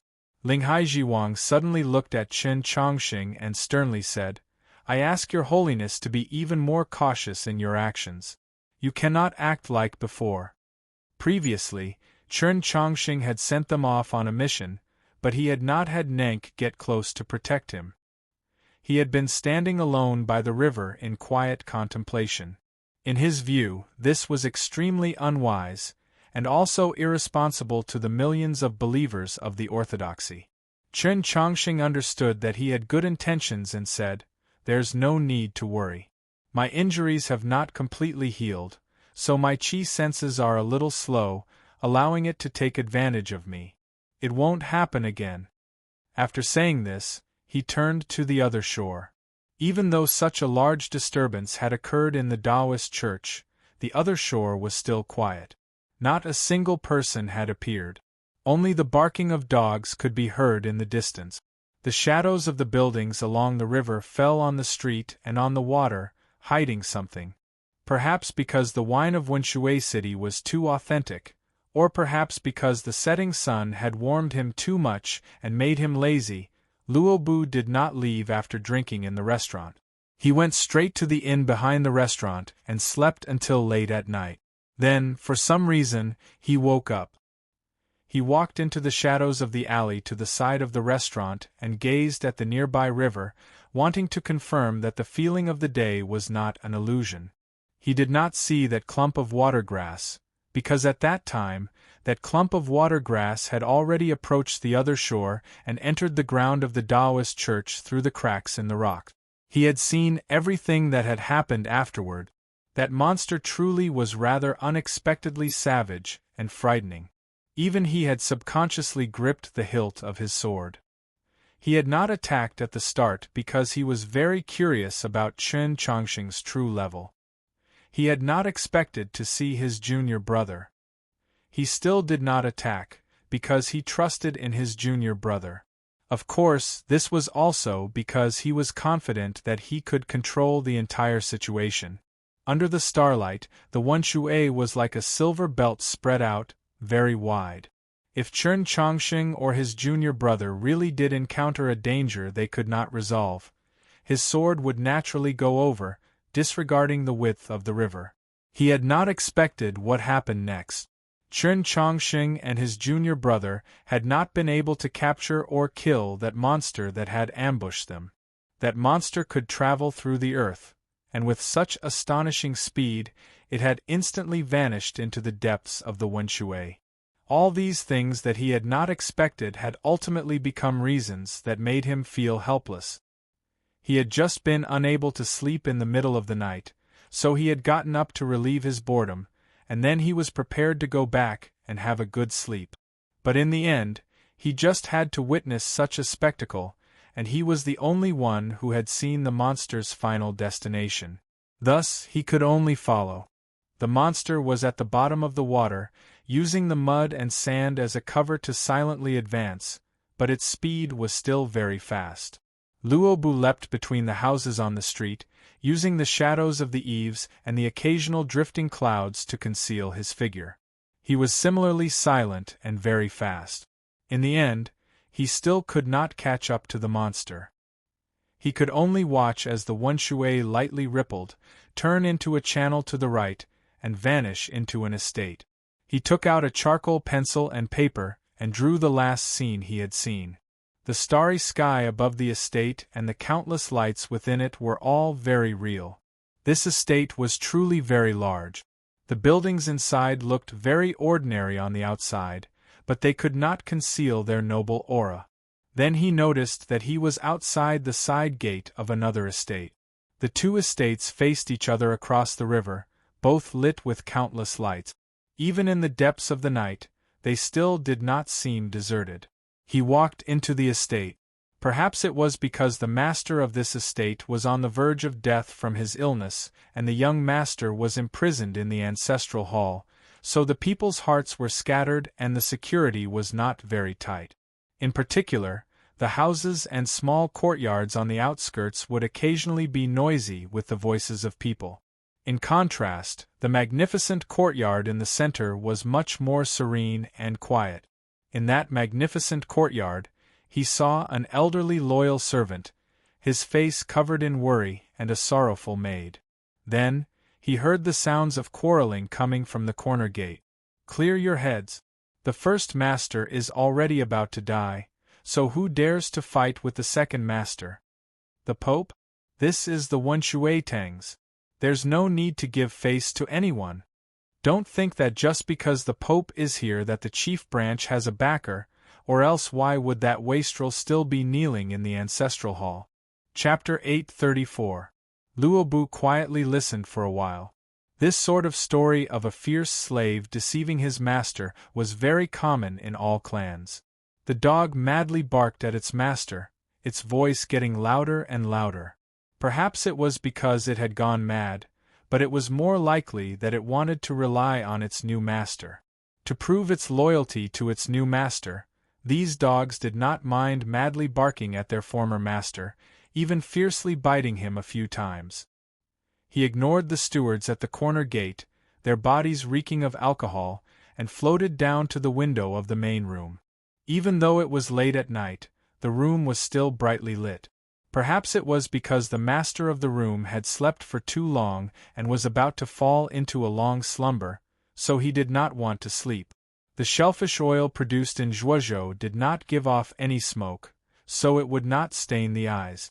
The light was also very beautiful, painting the middle-aged man's face gold. The middle-aged man was very thin, his eyes sunken in, and his face covered in gold. He did not seem like a living person, but some sort of sacrificial offering. Luobu stood outside the window, calmly gazing at the middle-aged man on the bed. The finger gripping the hilt of his sword silently tapped, faster and faster until it was almost impossible to see. If the disciples of South Stream Temple saw this sight, they might be able to associate it with the Holy Maiden's movements when she used the fated star plate to calculate.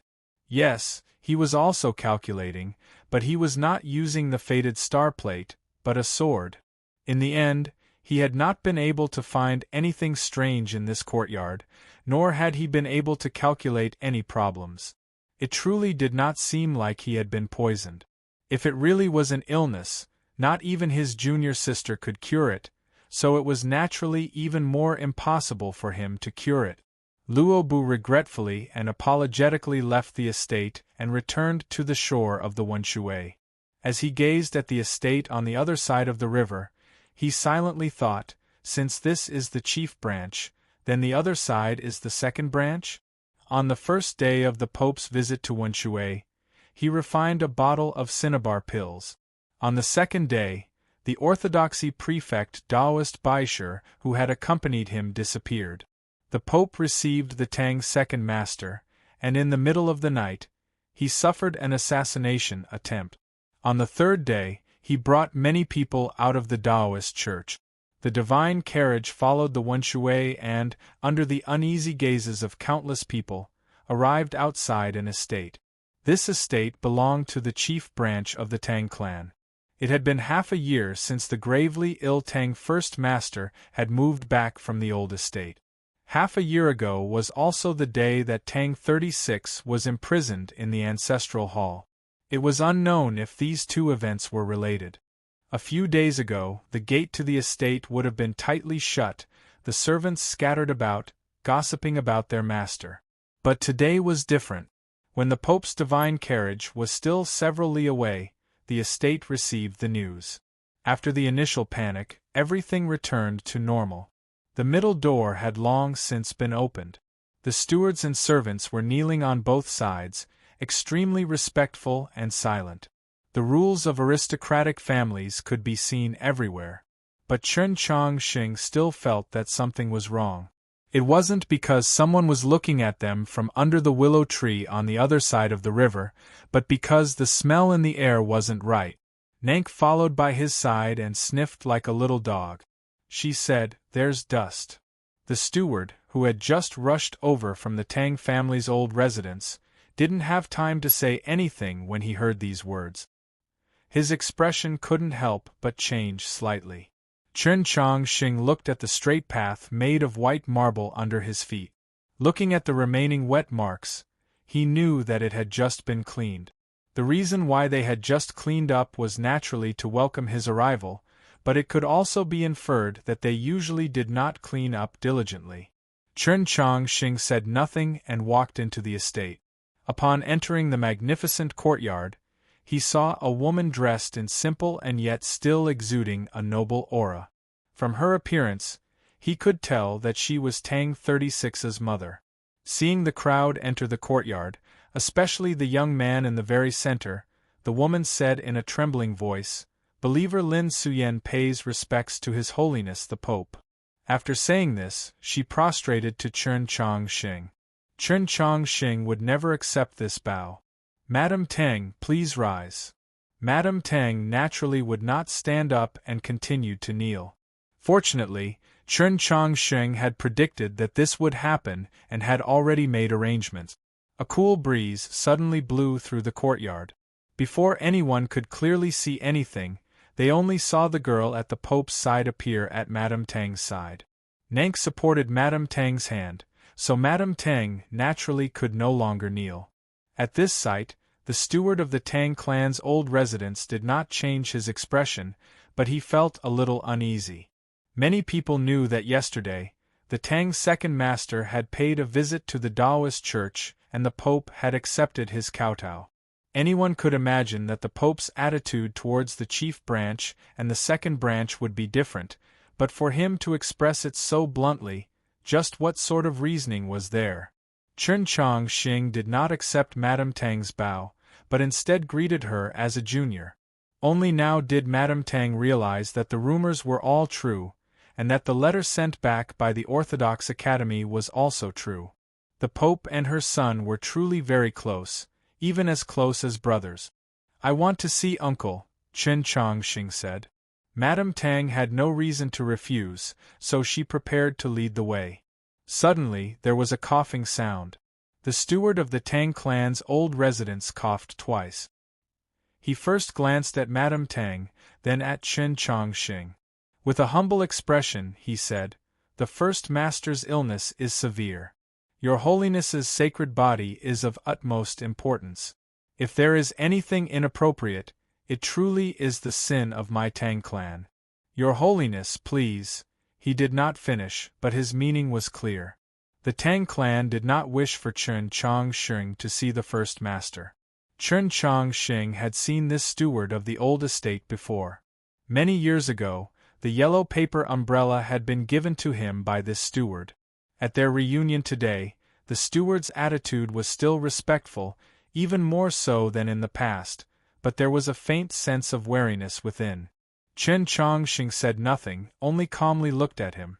The steward suddenly felt the pressure on him increase, but he still forced himself to say, "The teachers of the 13 divisions of Radiant Green have come to see, and even, that person from Holy Maiden Peak has come to see, but none of them have been able to do anything.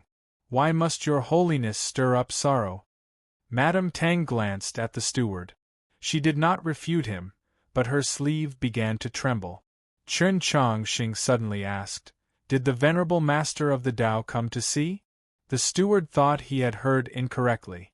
In a daze, he didn't know what to say. He thought, with the venerable master of the Tao's status, why would he leave the capital to come to Wenshui to treat the first master? Chen Chongqing asked again, "Then did His Majesty the Emperor come?" The steward was even more confused. He thought, His Majesty the Emperor has a myriad of affairs to attend to every day, so why would he come? In the world, only their medical skills are better than mine. Since they didn't come, who has more right than me to say whether this illness can be cured or not? After saying this, Chen Chongqing followed Madame Tang into the inner estate, no longer paying any attention to the steward. Ling Haijiwang and several dozen priests remained behind, blocking the Tang clan's people outside. The steward wanted to rely on his status to enter, but he failed. Ling Haijiwang expressionlessly stared at him and said, "You like coughing? Continue." The steward of the old estate had an extremely high status in Wenshui City, but what could he do to a prefect of the orthodoxy?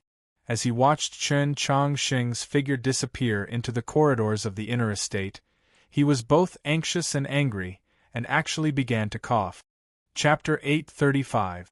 Chen Chongqing knew that the teachers of the 13 divisions of Radiant Green and Su Yorong had both come to Wenshui to personally treat the chief branch first master, but he still decided to personally take a look.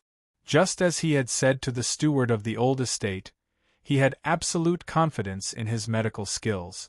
Even if everyone concluded that the chief branch first master had not been poisoned, but was suffering from an incurable disease, he still had to personally see it to believe. He gazed at the unconscious middle-aged man. He wanted to find some trace of Tang 36 on his face, but he realized that it was rather difficult. Perhaps it was because he was too thin, or perhaps it was because his face was covered in gold. He sat on the bed and began to take his pulse. After a quarter of an hour, he took out a golden needle and inserted it into the man's meridians, beginning to make even more detailed observations. This time, he took a rather long time. Even when the winter sun was at its zenith, his fingers were still gripping the end of the golden needle, trembling rhythmically. The door to the room was tightly shut, cutting off all sight from the outside. No one knew what was going on inside. Nank stood in front of the door, her face expressionless and motionless. Whether it was the embroidered stool that Madame Tang personally brought over or the precious tea that the maid offered with both hands, she did not even glance at them, much less speak. At the very beginning, when they saw the Pope enter the first master's room, the people of the chief branch could not help but reveal expressions of joy. In their view, since the Pope could refine the cinnabar pill that could revive the dead, his medical skills were assuredly superb. Even if the sacred light technique could not save the first master, feeding the first master a cinnabar pill was enough. But as time passed, the people gradually grew anxious. Some of the bolder maids wanted to sneak a peek, but they were frightened back by Nank's gaze. After an unknown amount of time, the tightly shut door finally opened and Chen Chongqing walked out from within. Madame Tang went up to greet him. She had been very calm the entire time, but now she could no longer suppress her emotions. Her face was both nervous and hopeful. Seeing Madame Tang's expression, Chen Chongqing took back what he wanted to say. After such a long time of probing with the golden needle, he had a very comprehensive understanding of the Tang First Master's condition, but the more he understood, the stranger he found it. There was indeed no poison left in the Tang family First Master's body, nor were there any symptoms of being poisoned. It was just that his meridians were gradually withering and his vitality was constantly fading. The problem was that he could not find the cause of the illness. Naturally, there was nothing he could do about it. Furthermore, there was something strange. In the depths of Father Tang's liver meridian, he could faintly sense a cold aura. However, the aura was very faint and he could not trace its source. It could be an old illness from many years ago, or it could be, has Master Tang ever injured his waist before? He asked Mrs. Tang. Mrs. Tang seriously recalled and shook her head. I've been injured many times, but I've never hurt my waist. Chen Chongqing suddenly noticed the puzzled expression on Nank's face and asked, "What's wrong?" Nank looked at him and said, "I think I smell something." Chen Chongqing thought to himself, could it really be so? He turned around and led her into the room, saying, "Smell it carefully." Nank sniffed the air like a puppy and moved her feet, getting closer and closer to the bed. Finally, she stopped at the bedside, looked at Chen Chongqing and nodded. Chen Chongqing understood her meaning. Madame Tang was extremely intelligent. Although she did not understand Nank's specific meaning, she understood. Her face instantly paled and her body swayed.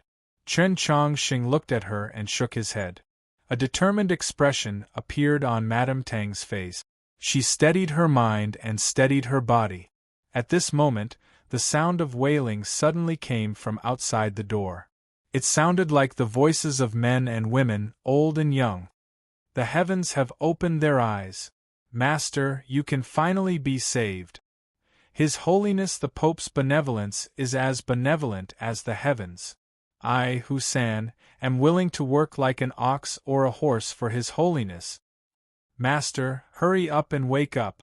Hearing these voices, the maids of the inner residence revealed expressions of disdain. The housekeepers were even more enraged. If not for the fact that the Pope was present, they would probably have cursed out loud. They hatefully said, "These shameless people aren't really concerned about the Master, they're just afraid that the Master will be saved by His Holiness and then deal with them." Chen Chongqing had grown up in a Taoist temple, so he had never seen the dangers of a noble clan's old estate. He couldn't help but stare blankly. In this half-year, Tang has been praying for Father in the ancestral hall, and I was also in a rush to treat the Master's illness. It was unavoidable that I neglected the servants and disturbed His Holiness. This is truly disrespectful, Madame Tang said apologetically and invited him to the study in the next room to rest. The study was very quiet. The distant and emotionless wailing could not be heard. Besides Madame Tang and him, only Nank followed him in. Without outsiders present, Madame Tang finally revealed her true emotions.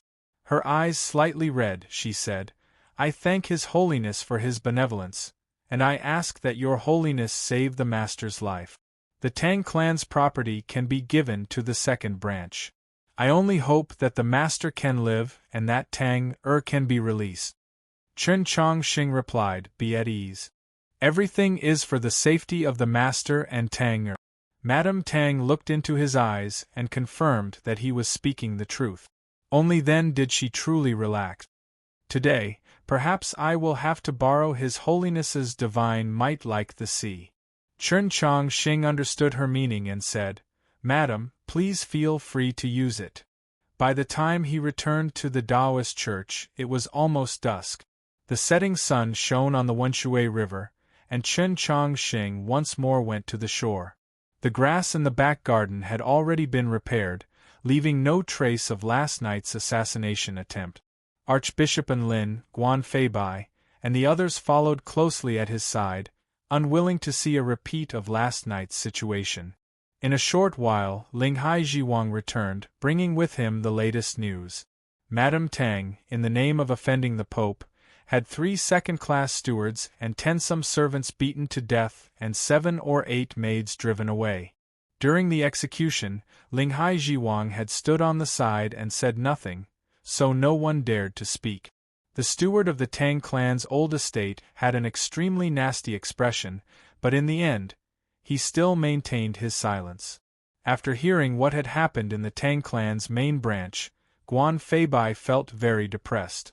Just like Go Hanshi and the majority of the Mountly Sword sect disciples, he had come from a poor background. Other than his eldest brother, he had a natural aversion to all the descendants of the great clans. Thus, at the Ivy Festival in the capital, he had disliked Tang 36's conduct. He had not imagined that the poor had their own hardships, and the great clans also had their own hardships. Moreover, it was even darker, and the relationship between family members was even more cruel and merciless. If the Tang First Master really did die of illness and Tang 36 was imprisoned in the ancestral hall, just how difficult would Madame Tang's widowed life be? "I have to think of a way to get that fellow out as quickly as possible," he said to Chen Chongqing. Chen Chongqing thought a little more.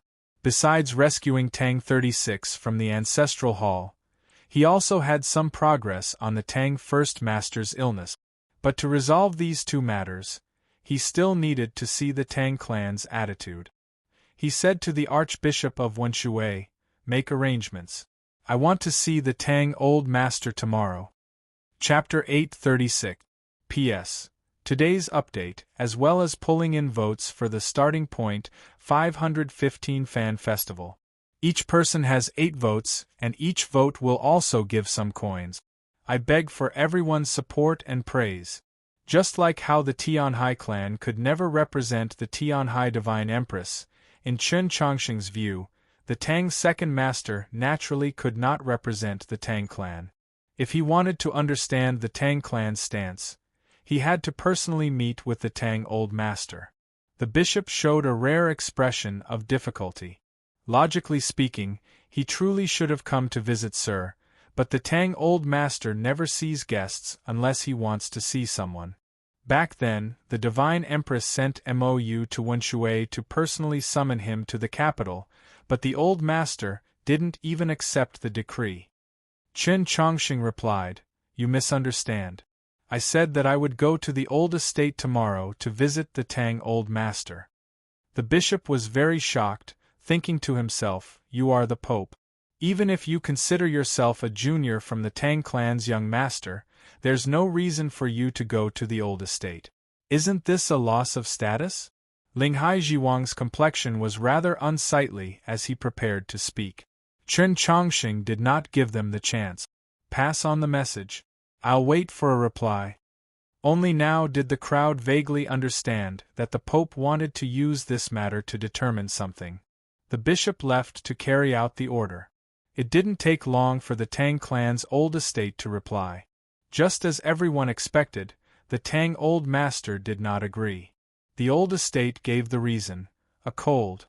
Everyone knew that an important figure like the Tang Old Master could not possibly catch a cold. This was naturally an excuse. Of course, the Tang clan's old estate giving this excuse was already giving the Pope a great deal of face. If it were anyone else, even an important figure like Wu Qiongbai or the Prince of Xiang, the Tang Old Master would not see them if he said so. There was no need for a reason. But Chen Chongqing did not believe that the Tang Old Master was giving him face. He quietly pondered by the river for a very long time, and then he smiled. The sunset painted the sky, illuminating his still young face. His smile was very clean and delightful. He was truly in a very good mood. At Sloping Cliff Horse Farm, he had decided to come to Wenshui. From that day onwards, he had been worried about one thing. He was worried that the Tang Old Master had already made up his mind, worried that the Tang's second master's actions were the collective will of the Tang clan. Now, it seemed that he did not need to worry about this matter, because the Tang Old Master did not dare to see him. Back in the Orthodox Academy, Chen Chongqing had said this to Eunuch Lin, and later to his martial uncle the Pope, that his master, Shang Xingzhou, did not dare to meet him. When he said he didn't dare, he didn't mean that his master was afraid of him, or was afraid to face him. Instead, it meant that Shang Xingzhou didn't want to see him, and thus had to face some problems that he didn't want to face. Today, he believed that the Tang Old Master did not dare to meet him for a similar reason. This did not mean that the Tang Old Master did not dare to face him, but that the Tang Old Master did not want to face a few of his questions, was not willing to be convinced by him. This also meant that the Tang Old Master was well aware that there was a chance that he could be convinced by Chen Chongqing. "Get ready. Tomorrow you will come with me to the old house." Chen Chongqing looked at the crowd and then said to Guan Fei Bai, "You are injured, so stay in the hall." Everyone was confused. Didn't the Tang family's old residents already reject his request? If the old master didn't want to see him, could it be that he was going to force his way in? The old master has caught a cold, so it is inconvenient for him to receive guests. Even if I am the Pope, it is still inconvenient. Chen Chongqing said, "But I happen to be a doctor too." Not even the Pope could force his way into the Tang family's old residence. Now that he had the identity of a doctor, would it make any difference? Even if this doctor was most skilled in treating colds, so what? In the end, it was still necessary to inform the Tang family first. On the same night, the Taoist church sent word to the Tang family's old residence that the Pope was preparing to visit the Tang Old Master tomorrow. It also clearly stated that the Pope was extremely concerned about the Old Master's health. On the morning of the next day, Chen Chongqing's group left the Taoist church under the escort of the Orthodoxy cavalry and priests. Even when the Pope's divine carriage appeared on the straight street of Wenshui City, the Tang family's old residence still had not received any confirmation. Chen Chongqing did not wait any longer, ordering the carriage to continue forward. Yesterday, he had gone to the estate to visit the first master of the Tang family's chief branch, and today, he was going to the old residence to visit and treat the old master. He had brought with him countless precious medicines prepared by the orthodoxy, and he had also brought with him countless goodwill. Would the Tang clan become so angry that they would seal off the road to the old residence? Such an unreasonable action was not something that a clan of thousands of generations could do. No matter how many people in the Tang clan did not want him to go to the old residence, did not want him to meet with the Tang Old Master, they could only watch as the Pope's divine carriage slowly made its way down the long street, past the black-eaved and white-walled ancestral hall, getting closer and closer to the old residence. The gate of the Tang clan's ancestral hall was tightly shut. What was that fellow locked inside doing? Chen Chongqing did not glance at the gate of the ancestral hall, but he was naturally thinking about these things. Then he remembered that it was still early. Given that fellow's lazy personality, he was probably still sleeping and had no idea that he and Zhixio were just passing by his gate. When they arrived at the Tang clan's old residence, would they also only see the tightly shut gate? This was what Ling Haijiwang and the others were most worried about, and it seemed highly likely that this would happen. Chen Chongqing was not worried about being refused entrance. No one could understand why he was so confident when the Tang Old Master was unwilling to see him. Presumably, the Tang Old Master would also be very curious after receiving the news. The Tang clan's old residence was located in the southernmost part of Wenshui City. It was very far from the Taoist church and required a very long walk. The city gate had long ago been closed. To be more precise, after the city gate closed last night, it had not been opened again, even though that time had long passed. Other than the orthodoxy's carriage and cavalry, no one else could be seen on the street. The Tang clan had not sent a steward, not even a guide. The long street was quiet. The only sounds audible were the unhurried hooves of warhorses and the crunching of wheels over stone. A gust of wind blew over from the river behind the street, blowing out an old piece of paper. This paper was covered in congealed oil, so it was probably used to wrap meat. A black dog ran out from a side alley and sniffed at the paper. Uninterested, it turned and left. Chen Chongqing noticed that the black dog was already old, but its fur was still glossy. It had been raised extremely well, and there was a collar around its neck. It was clearly domesticated. I've never seen a wild dog in Wenshui City. When he thought of this, he found it rather strange. Logically speaking, in a place as prosperous as Wenshui City, wild dogs should have lived very comfortably. Could it be that because of his arrival, all the wild dogs in Wenshui City had been driven away? Ling Haijiwang recalled the same question he had asked when he first came to Wenshui City many years ago and said, "There are no wild dogs here." Chen Chongqing asked, "Why?" Ling Haijiwang explained, "Perhaps they were taken in to be raised, perhaps killed, perhaps eaten. In short, there are no wild dogs." These words sounded very plain, but they also seemed to conceal many deeper meanings, inexplicably making the listener feel somewhat cold. Chen Chongqing thought to himself, from a certain perspective, the Tang Old Master and his master Shang Xingzhou are truly two very similar people. That generation was very similar. Yes, 3 years ago, the Elder of Heavenly Secrets had died, the Pope had died, and this year, the Demon Lord had finally died. Other than the wandering Wang Jitsa, That generation only had Shang Xingzhou and the Tang Old Master. What generation was that? It was the generation that had experienced the scorched earth, the destitution of the people, the invasion of the demons, the siege of Luoyang, the life and death of a few days away. It was precisely because they had experienced so much pain and tragedy, endured a pressure unimaginable to modern humans, that these people had incomparably firm wills. They were like a rock at the summit of a lonely mountain, like a pine tree growing out of a rock. No matter how miserable or despairing the situation was, they would never give up. They would still calmly face it, always embracing their ideals. It was also because they had experienced too much, seen too much cruel and dark history, that they had unsurprisingly become the staunchest realists, the most callous strategists.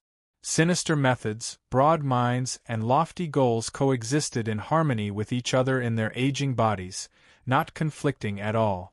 In the end, they became the most revered elders in the world, those who needed to be revered, those who made all living things fear. The Tang Old Master that Chen Chongqing wanted to meet today was this sort of person. The Tang clan's old estate was in the southern part of the city. Contrary to what the common people imagined, the old estate was not very large, far smaller than the two estates of the main branch and second branch. Moreover, it was not by the Wenshui, built against a rather low hill. It seemed rather ordinary, with nothing extraordinary about it. Chen Chongqing's group had not seen a single person on their journey from the Taoist church, but now they finally saw a person. The steward of the old estate that they had met yesterday in the estate was standing on the side of the street with a humble expression. Behind him stood an old man. This old man's eyes were indifferent, like the autumn sky. His expression was apathetic, his qi restrained. Gazing at the old man, a smear of blood suddenly appeared in the depths of Zheshio's eyes. Nank's hand released Chen Chongqing's sleeve. As the two people with the sharpest senses for danger, Zheshio and Nank immediately sensed how terrifying this old man was. Linghai Jiwang's expression turned abnormally solemn as he sternly said, "Half a step from the divine." If not for the portrait in the Moss Institute, he would have even believed that this old man was the Tang Old Master that the Pope wanted to meet. This old man's cultivation was truly somewhat unfathomable. Chen Chongqing's group had no idea that this old man was one of the three remaining guardians of the Tang clan. In the coup of the Mausoleum of Books, at that crucial moment, this old guardian had always been at the Tang's second master's side. One could imagine his status and strength in the Tang clan. Yet this old guardian who was half a step from the divine was only a guide in the Tang clan's old estate today. Just how deep was the Wenshui Tang clan's hidden strength? Only now did Linghai Jiwang realize that no matter how exaggerated the imaginations of the Tang clan were, they were still not as shocking as the truth. He became very wary, very concerned about Chen Chongqing's safety.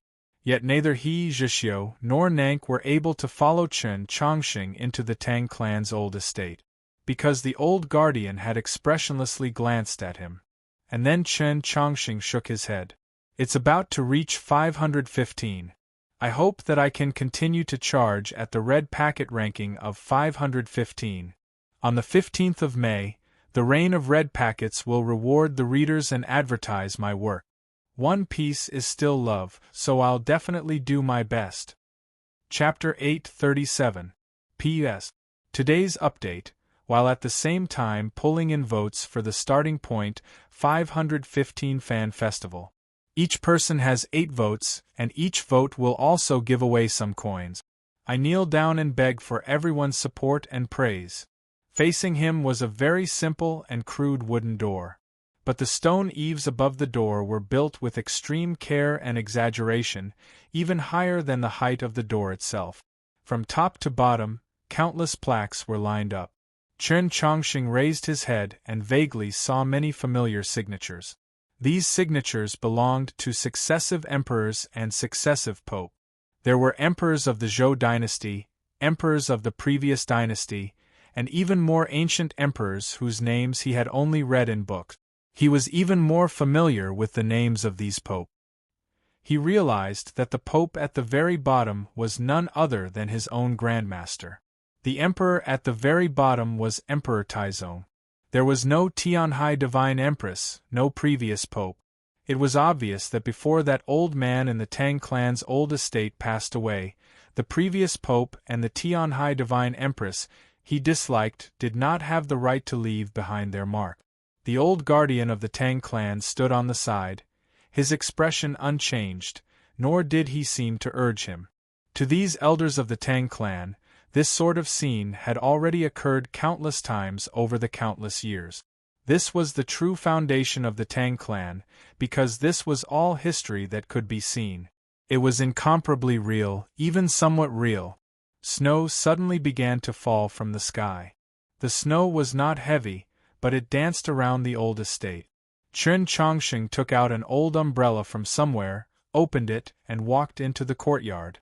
Upon seeing this old umbrella, the old guardian's expression finally changed. His eyes narrowed, but it was impossible to see what he was thinking. The old estate's main gate was very simple, and so was the main courtyard. Flat limestone covered the ground, washed by countless years of wind and rain, stepped on by countless people, so smooth that it was like a mirror. When one walked on it, it was very difficult not to think that Emperor Taizong had also walked on this same place. The limestone you are stepping on right now might have been stepped on by Zhou Dufu. That old well you see, perhaps Wang Jitsa drank from it. Then when Su Li walked into this small courtyard, did he hold an umbrella? The Tang family's old guardian stopped at the gate. Chen Chongsheng held the old umbrella and walked up the stone step. Arriving in front of the house, he looked inside. There was a high threshold between the house and the house. He stood outside the threshold. The old man was inside the threshold. In fact, that person's hair was completely white, but he didn't look old. However, his eyes were like an old well in the courtyard, as if nothing in the world could cause any ripples. Was this the Tang Old Master? For the past 1,000 years, the most mysterious person on the continent was naturally the demon military advisor Black Robe. To many people, the Tang Old Master of Wenshui City was equally mysterious. The common people only knew that the Tang Old Master was the wealthiest person on the continent. Even when the Elder of Heavenly Secrets was still alive, his wealth was far inferior. The common people also knew that the Tang Old Master was one of the most powerful people on the continent. Not even the Tianhai Divine Empress could do anything to him. The common people also knew that the Tang Old Master was the longest-lived person on the continent. As far back as the era of Emperor Taizu, people had already seen him. But no one knew just how much money the Tang Old Master had, just how terrifying the power he wielded, and just how old he was. And even now, no one knew what the Tang Old Master's true strength was. Back then, even the Pavilion of Heavenly Secrets failed to find out. Of course, even if they did, they wouldn't dare to say it out loud. After becoming clan head, the Tang Old Master had not exchanged blows with anyone, and it had been several hundred years since then. Some people analyzed that the Tang Old Master had assuredly stepped into the divine domain long ago, but he didn't care or need to be famous in the secular world, so the common people did not know. Otherwise, how could he prop up the sky above Wenshui City? How could he stand as an equal with the saints? How could the majority of the storms of the 8 directions greet him as a junior? Of course, there were also many people who opposed this view. They believed that the Tang clan relied on its unimaginable wealth and deep roots to achieve such a transcendent status on the continent, and that the Tang Old Master was only skilled at managing the clan. He was not as powerful as people imagined. Regardless of which conjecture it was still a conjecture, and it seemed like it would never be proven. Still, no one knew what sort of person the Tang Old Master was. Other than a few elders of Wenshui City, and a few descendants of the Tang clan's old estate, no one even knew what the Tang Old Master looked like. In the capital's Orthodox Academy, Chen Chongsheng had heard Tang 36 speak of the Tang Old Master many times. In Tang 36's narration, His grandfather was a benevolent, amusing old man who loved to hold his only grandson on his knee and tell him stories of the past. The moon of the demon race moved through the cotton-like clouds, and the wind blew against the sails. In the night it looked like a rope made of stars. The scenery was constantly changing, and people naturally had many sides, and they could also change. The grandfather in Tang 36's eyes was naturally not the true Tang Old Master, or perhaps not the entire Tang Old Master. And besides, the Tang Old Master now had a grandson. Several years ago, when Chen Chongqing was going to Hangzhou City, he had passed by Wenshui. The Tang Old Master had given him a gift, but he had not seen him. Today was his first time seeing the Tang Old Master, so even he couldn't help but be a little nervous. But he did not show it. He calmly shook off the snowflakes on his old umbrella, put it back on the wall, and then stepped over the threshold into the room. Both his movements and expression were very natural, like he was returning home. The Tang Old Master was even more natural, because this had always been his home. The Tang Old Master was eating porridge, and he was eating so heartily that he could clearly hear the sound. Besides the bowl of porridge, there were also several small dishes on the table, all of them very ordinary. It didn't take long for the Tang Old Master to finish the porridge in his bowl. He picked up a towel and wiped his mouth, then said, "There's a saying that says, 'Old masters drink porridge, shameless and vulgar.' I've been paying more attention to my health recently, so I don't want to answer to this saying." Chen Chongqing was dazed for a few moments before he understood the meaning of these words. He glanced at the remaining porridge in the bowl and thought it over, then said, "If you want to strengthen your teeth, you can't eat things that are too hard, but eating porridge every meal is also inappropriate." The Tang Old Master placed the towel back on the table and said, "If you don't mind living long, why would you eat porridge every day? This is just breakfast." Chen Chongqing did not follow up with this, saying, "For the sake of making a living, it's extremely good to boil some millet porridge or oats for breakfast. Rice, on the other hand, tends to harm the stomach." The Tang Old Master glanced at him and asked, "Are you very skilled at these things?"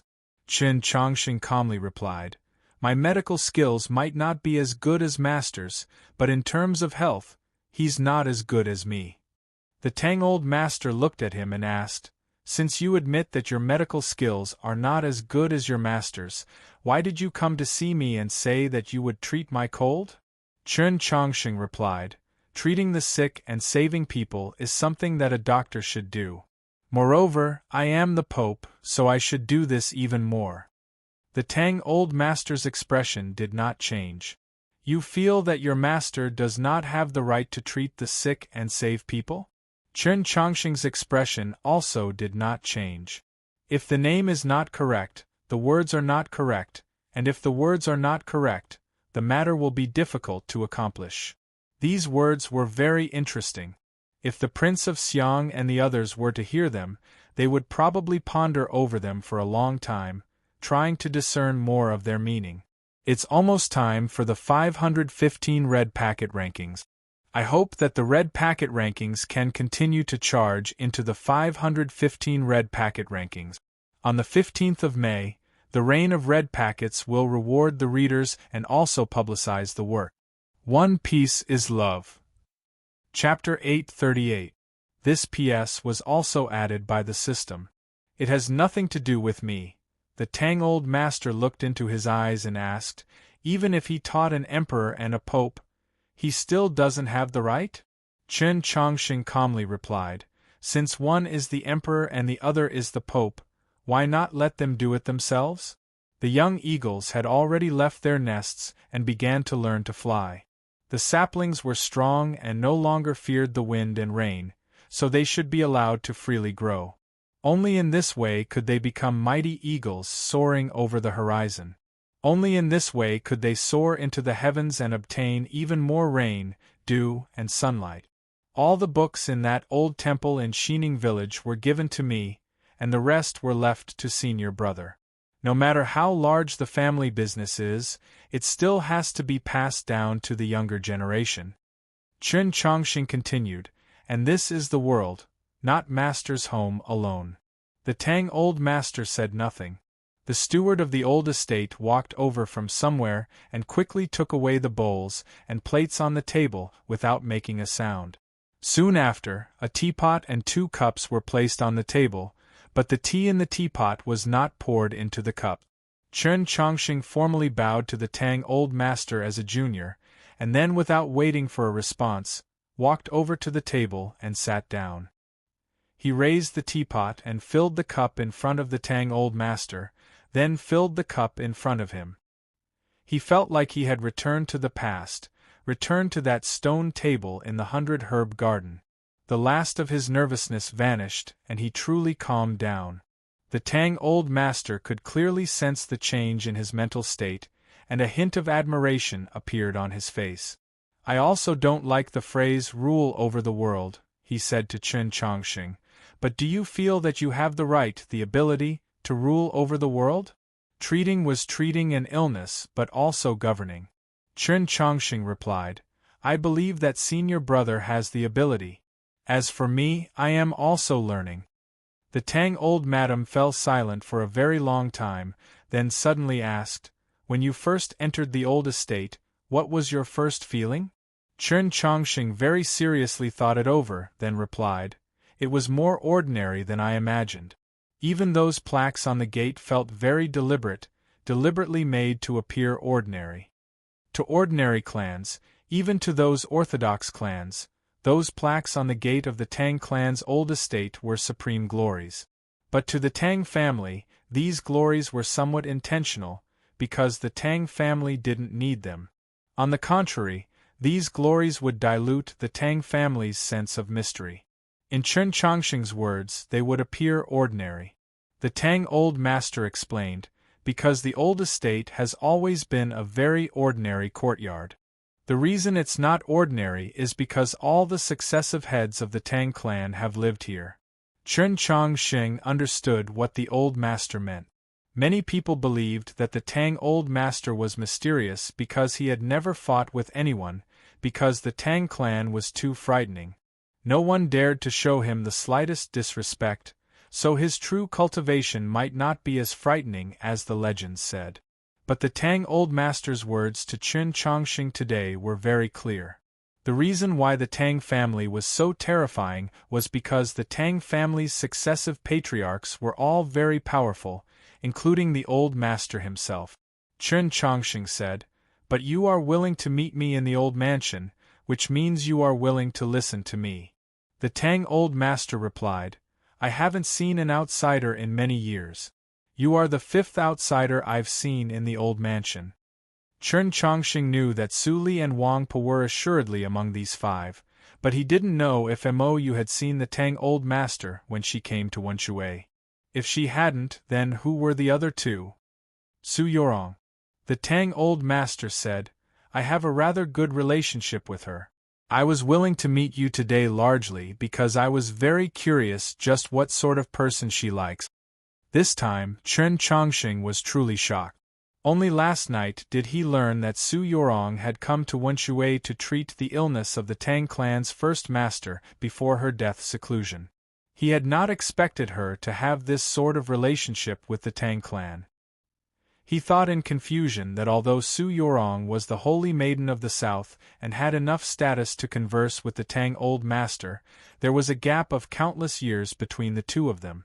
There was simply no way to find any similarities, so why did the old master say that he had a rather good relationship with her? The Tang old master explained, there are countless relationships in this world, friendship, family, friendship, friendship, friendship. All of these relationships have their own inconveniences, their own conflicts, their own hypocrisy or concessions. Only one kind of relationship is the most honest and simple, one that allows one to clearly see what the other is thinking without exhausting too much brain power. Chen Chongxing asked, what kind of relationship? The Tang old master put down his teacup and lightly tapped the table twice. Mahjong friends. Chen Chongxing stared blankly for a very long time. Only now did he notice that the table in front of the Tang old master was no ordinary table. The table was square and made from the most precious and tough ironwood. The surface of the table was extremely smooth, but if one carefully examined it, one could see many fine lines on the surface. One could imagine that these lines had been worn out over the years by some rather hard object. Then he realized that there was a small flat box hidden on each of the four sides of the table. Were these boxes used to store banknotes and copper coins? It turned out that this was a mahjong table. The Tang old master had played mahjong at this table for several hundred years and had changed his mahjong friends countless times. He also didn't know when it started, but he had a new mahjong friend. It was a little girl from South Stream Temple. Yorong likes to play mahjong? Chen Chongqing found it rather hard to imagine. Not only does she like it, she plays it especially well. Even I can't beat her. Many times I was tempted to call her back. The Tang old master's eyes were like that old well in the courtyard, calm and unfathomable. But it's clear that you don't like to play mahjong, and you're even worse at playing mahjong. Since this is the case, I recommend that you never come to this table in the first place. After saying this, he raised the teacup and slowly drank, not caring whether the tea was hot or cold. To serve tea was to send off a guest. After drinking half the tea, the guest should know the difficulty and retreat. Chen Chongqing did not think this way. He was well versed in the Taoist canon, knew astronomy, geography, and countless sword styles, but he did not know how to write the word difficult. He looked at the Tang old master and said, "Sir might really not know what I want to say." The Tang old master said no more. No matter how the wind howled, how could the bottom of the old well ripple? If the Tang old master did not want to hear, who could force him to? "Sir drank my tea," Chen Chongqing said. The Tang old master replied, "So what? And this is my tea." Chen Chongqing replied, "In the old temple of Xining, senior brother was the one who boiled and distributed the tea. In these last few years, I've only poured tea for one person." The Tang old master was rather interested and asked, "Who?" Chen Chongqing recalled those nights in the 100-herb garden, his mood somewhat complicated. He said, "The Divine Empress." Chapter 839. P.S. Here's today's update, and at the same time, I'd like to pull in votes for the Qidian 515 Fan Festival. Everyone has 8 votes, and the votes will also be given some coins. I beg for everyone's support. The entire continent knew that even the Tianhai Divine Empress had treated the Tang Old Master with great respect. Chen Chongqing knew even more clearly from Tang 36. The Tang Old Master spent every day in the old estate cursing the Tianhai clan, but he rarely touched on the Empress herself. The Tianhai Divine Empress had summoned the Tang Old Master to the capital, but the Tang Old Master had not accepted the decree. This seemed unyielding, but from another perspective, it indicated a few problems. The Tang Old Master did not like the Tianhai Divine Empress. In his eyes, she was a demon empress. But the Tianhai Divine Empress had always made him very apprehensive, and even made him admire her in certain aspects. Chen Chongqing said, "I want to use this cup of tea to exchange for Sir listening to me say a few words." If he had said those words on his own when he first entered the old estate, the Tang Old Master would naturally have been able to hear them. But hearing did not mean that he would be able to listen. He wanted the Tang Old Master to seriously listen to his words. He had to listen.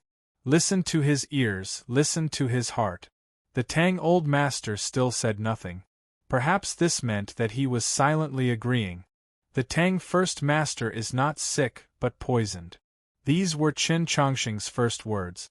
The Tang Old Master's expression did not change, as if he had not heard.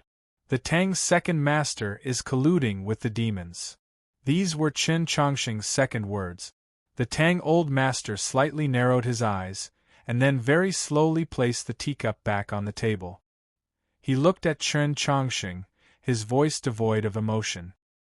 "His Holiness the Pope's sword truly is sharp, and its trajectory is also very clear, but you should not have used your sword today. These two words truly were swords.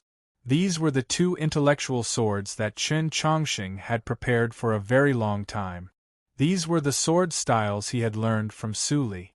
The Tang Old Master had known Su Li for many years and had a close relationship, so how could he not see through them? Thus, for the first time, the words His Holiness the Pope came out of the Old Master's mouth. From this moment on, there were no more seniors and juniors, plain porridge and small tea, pouring tea and drinking tea, mahjong friends and old friends. I didn't take the initiative to attack. I was just passively defending. Chen Chongqing was unperturbed by the Tang Old Master's change in attitude. He calmly said, "On that night in the mountains, the Tang clan was the first to strike. Later on, in Honshu City and last night there were people who wanted to kill me. Since this is the case, I have no reason not to respond." The Tang Old Master very succinctly said, "Evidence." Even if Chen Chongqing was the Pope, he could not casually accuse the Tang clan of anything without evidence. This was the Tang clan's old estate, not the Mount Song army headquarters. His opponents were not the princes and divine generals of the imperial court, but the Tang Old Master. "I have no proof." Chen Chongqing did not wait for the Tang Old Master to express his opinion. He continued, "Other than the Demon Lord's words, I have no other evidence, and the Demon Lord's words can naturally be used to sow discord, but I have a witness, the Demon Princess Nank. She's currently somewhat demented, so she's even less likely to lie."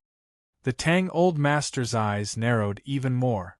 He did not seem like an old fox, but like a sheet of paper that had been battered by the wind and rain for many years. "Then what does His Holiness the Pope want me to promise you?" "I need 2 hours. Time belongs to one's own. What I need is 2 hours in Wenshui City." Chen Chongqing looked at the Tang Old Master and said, "In these 2 hours, I will find that monster from the longevity sect, and he will be the evidence." What did he mean by 2 hours in Wenshui City? He did not say it clearly, but his meaning was clear. In these 2 hours, he hoped that the Tang clan could hand over control of Wenshui City to the Orthodoxy. When the Orthodoxy began a search, or even a pursuit, the Tang clan could not interfere. There was no doubt that this was a very whimsical, even absurd, idea. For countless years, neither Emperor Taizong nor the Tianhai Divine Empress had ever truly taken control of Wenshui City. Now, Chen Chongqing wanted to do this. Even if it was only for a brief period of 2 hours, the Tang clan would definitely not accept it. The outcome of this negotiation had been decided from the very start. But Chen Chongqing still brought it up, because he hoped that Senior had already changed the Tang Old Master's mind. Regretfully, what he hoped to see did not happen. 3 days ago, he sat in your current position and said something to you that had roughly the same meaning, but I did not agree. The Tang Old Master impassively said, "Unless your Holiness can persuade him to change his surname, there is no need to discuss this matter." After a few moments of silence, Chen Chongqing asked, "Even if your Holiness clearly knows that there is a problem within the Tang clan, that the evidence is in Wenshui City? You think I care about these things? Your Holiness, you are still too young. You have no idea how many dark, even dark, things we elders have seen. If I don't want to believe it, I won't believe it. If you want to change my mind, you must pay a corresponding price." The Tang Old Master glanced at the old umbrella outside the door and said, "Just making me reminisce is far from enough." Chen Chongqing was quiet for a while, then said, "I hope that your Holiness can reconsider." The Tang Old Master replied, "I've already made my decision." Chen Chongqing said, "There's no need for your Holiness to rush. I can wait." The Tang Old Master replied, "I don't like outsiders in my estate." Chen Chongqing said, "I can wait outside the old estate." The Tang Old Master replied, "As you wish." Chen Chongqing stood up and walked out of the room. Crossing the threshold, he took up the old umbrella and walked into the courtyard. While he was speaking with the Tang Old Master, the snow had grown heavier and heavier. A thick layer of snow had accumulated on the limestone floor, making it rather soft and comfortable to walk on. Chen Chongqing held up the old umbrella and, led by the old guardian, walked out of the old estate. Linghai Jiwang and the others came forward to welcome him. Chen Chongqing shook his head. Linghai Jiwang and the others showed no change in expression, because they had already predicted that the Tang Old Master would never agree to this request. Logically speaking, the Pope's request truly was the best method of directly tearing apart the Black Curtain and finding the mastermind, but what if the mastermind was the Tang Old Master? Even if it wasn't, Wenshui City was the Tang clan, and the Tang clan was the Tang Old Master. If the Pope wanted to tear open the layers of curtains covering Wenshui City, wouldn't that be tantamount to lifting the Tang Old Master's clothes to see what was going on? How could the Tang Old Master agree? Linghai Jiwang and the others were prepared to welcome Chen Chongqing back to his carriage and return to the Taoist church for further discussion. Chen Chongqing shook his head once more and turned to the Tang clan's old estate. Just like that, he stood in the snow.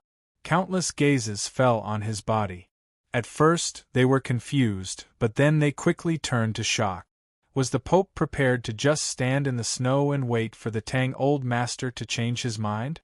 Doesn't the title of these two chapters add together make besh? I've almost forgotten the content. When will I read it again? It's about to reach 515. I hope that the red envelope rankings can continue to charge at the 515 red envelope rankings. On the 15th of May, the reign of red envelopes will reward the readers and also advertise the works. One Piece is also love, so I'll definitely do my best. Chapter 840. How beautiful life is! Archbishop Enlin stepped forward and draped a large cloak over Chen Chongqing's body. Time slowly passed, but the snowstorm showed no signs of slowing down. On the contrary, it only intensified. When Shui City was covered in a vast expanse of white, the temperature rapidly dropping. The snow on the umbrella grew thicker and thicker, but Chen Chongqing's hand gripping the handle remained steady, not trembling in the slightest. Of course, he had no intention of leaving. The dark Pope's robe, the white cloak, and the slightly old umbrella were a very beautiful sight. But this sight made both the orthodoxy and the Tang clan grow more and more anxious. A tense atmosphere gradually enveloped the old estate, and even the mountain behind it became rather cold and threatening. Even now, no one could confirm Chen Chongqing's true intentions. Did he want to use his sincerity to move the Tang Old Master? Or was he using his status as the Pope to intimidate the entire Tang clan? Regardless of which, if he continued to stand in the snowstorm, something would eventually happen. Just as the atmosphere outside the old estate was growing tenser and tenser, just as Linghai Jiwang's complexion was growing gloomier and gloomier, just as the steward of the Tang clan's old estate was growing paler and paler, a voice suddenly rang out in everyone's ears. It was the sound of military boots stepping on the soft snow. It was very pleasant to the ear. An officer walked over from the snowy street. This officer had a face covered in snow, making it impossible to tell his true age. Under the gazes of countless experts in the snowstorm, he casually walked over, all the way to Chen Chongqing's side. Then, he extended his hand and took Chen Chongqing's umbrella. Many years ago, at the highest point of the mausoleum of Zhou, Chen Chongqing held up the umbrella amidst the howling winds, holding up the collapsing sky. In the next moment, he appeared tens of thousands of li away, on the snowy plains of the land of demons. Even in the distance, he could see the silhouette of Xuelao City. At the time, he was still in a half-kneeling position, holding up the umbrella. Footsteps could be heard, followed by a soft gasp. There's a sword. The person took the yellow paper umbrella from his hand.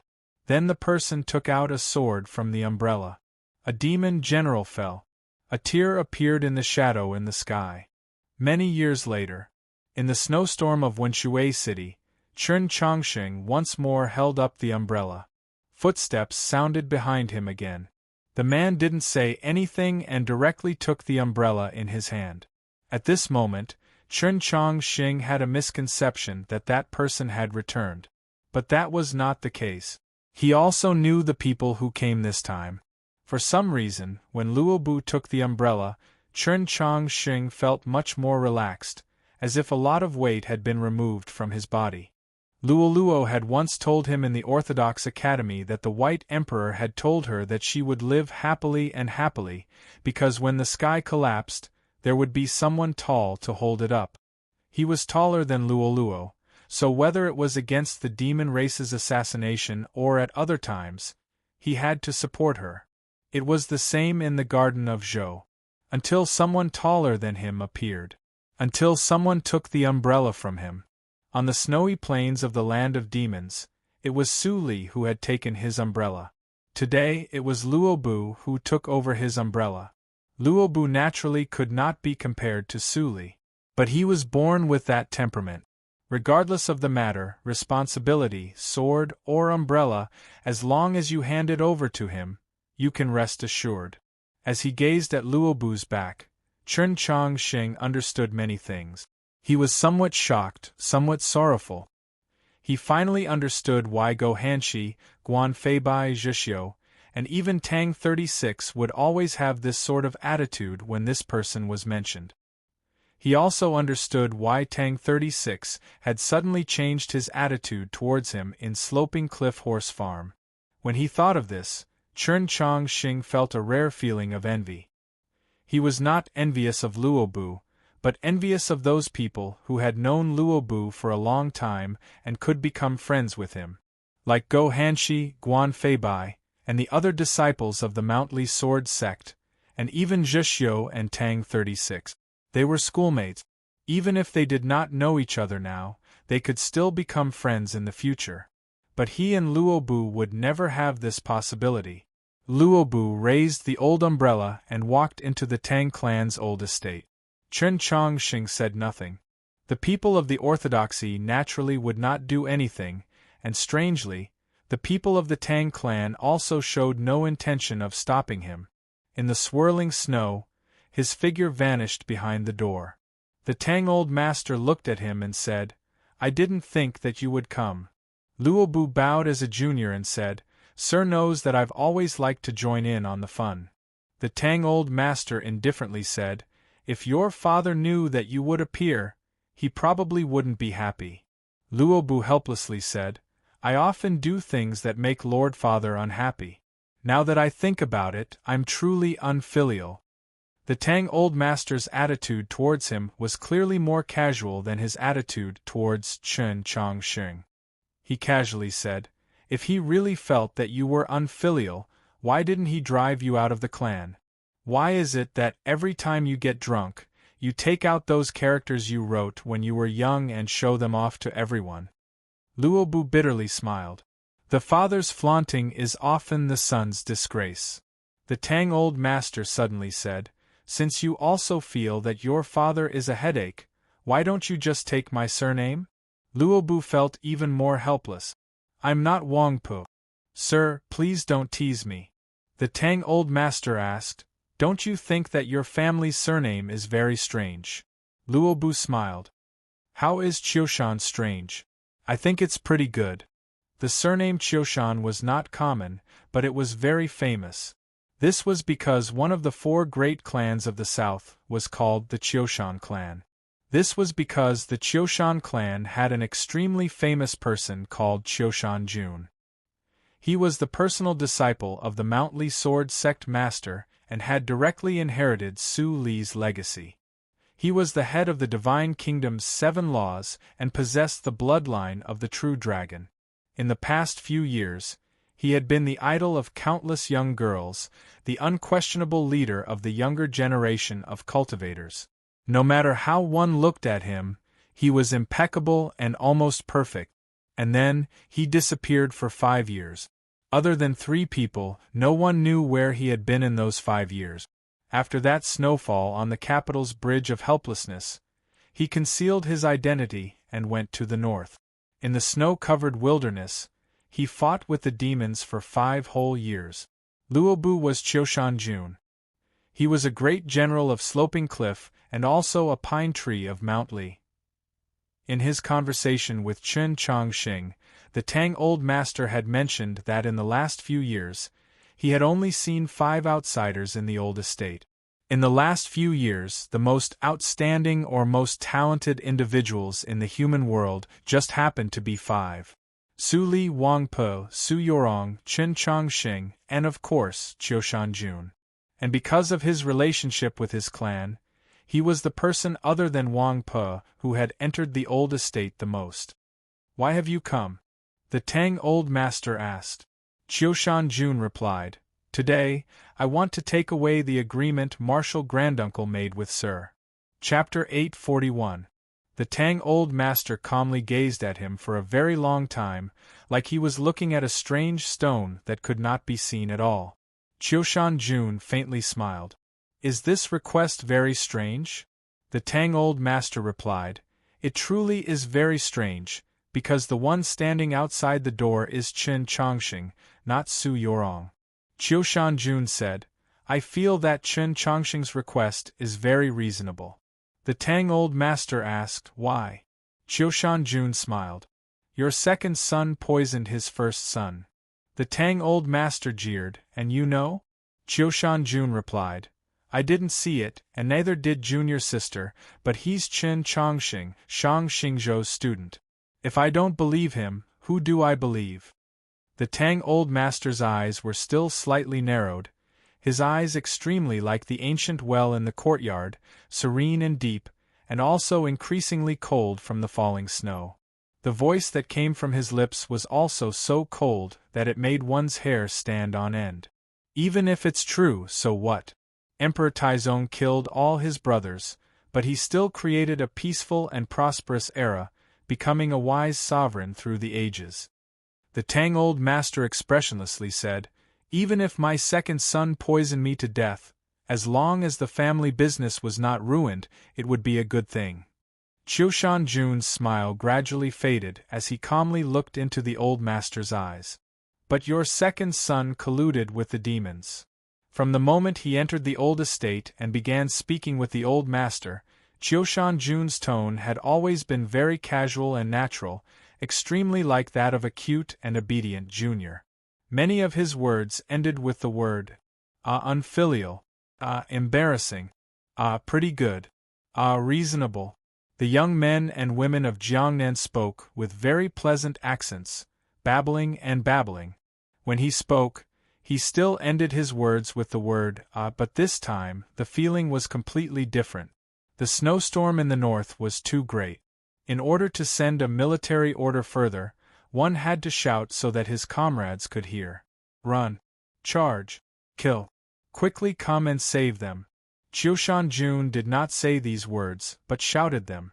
"Your second son colluded with the demons." His expression was solemn and his will was firm. His voice was like steel and iron, extremely bright and clear. It could pierce through the wind and snow and be heard by both his living and dead companions. No matter how heavy the snowstorm was, it could not drown out his voice. Everyone around the old house heard it. Presumably, it wouldn't be long before all of Wenshui City would hear it, and then the entire continent would hear it. The old house was abnormally quiet. It was deathly still, and the snowfall was also silent. The Tang Old Master narrowed his eyes and looked at Qiushanjun in silence for a very long time. Suddenly, he asked, "Was it very enjoyable?" Qiushanjun had already regained his composure and said, "It feels pretty good." The Tang Old Master asked, "Is there a need to go this far?" Qiushanjun said, "Some things, if you don't find a way to shout it out, then it may never be heard by others." The Tang Old Master asked, "You think that the entire world must believe your words?" Qiushanjun said, "I used 20 years to protect my reputation. Now that I think about it, it might be because I wanted the world to believe in me for once." The Tang Old Master said nothing. When it came to fame, no one could compare to Qiushanjun. Many things and many people over the years had long since proved this point. In Mount Li, The words of Su Li and the sect master were not as influential as his. In the south, not even Wang Po was as trustworthy as Qiushan Jun, because Wang Po was still a person of Tianliang County. Qiushan Jun said, "Back then, Marshal Granduncle had no money, so this yellow paper umbrella was always left in Wenshui. After that incident, you promised Marshal Granduncle that as long as you saw this umbrella, you would agree to one of his requests. Chen Chongqing did not know of this matter, but I did." The Tang Old Master's gaze fell on the old umbrella in his hand. In the end, this umbrella is still somewhat different from the one from before. Yes, it's still lacking something. Qiushan Jun extended his hand and pulled out a sword from the sheath at his waist. This sword was as clear as the autumn waters, clearly not ordinary. The Tang Old Master's pupils constricted at the sight of this sword. Even a powerful figure like him was somewhat astonished. He actually didn't take this sword with him? Marshal Granduncle left the sword with me and left the umbrella with Chen Chongqing. Now that the two of us have come, it's equivalent to him coming. Qiushan Jun thrust the sword into the handle of the old umbrella. There was no sound. It was like the sword had always been a part of the umbrella. Seeing the umbrella was like seeing the person. When Chen Chongqing once more entered the old estate, he realized that Luobu had already left, but the umbrella was still there. He silently gazed at the old umbrella, thinking to himself, "I truly am stronger than Senior Su Li, so I did not take the umbrella.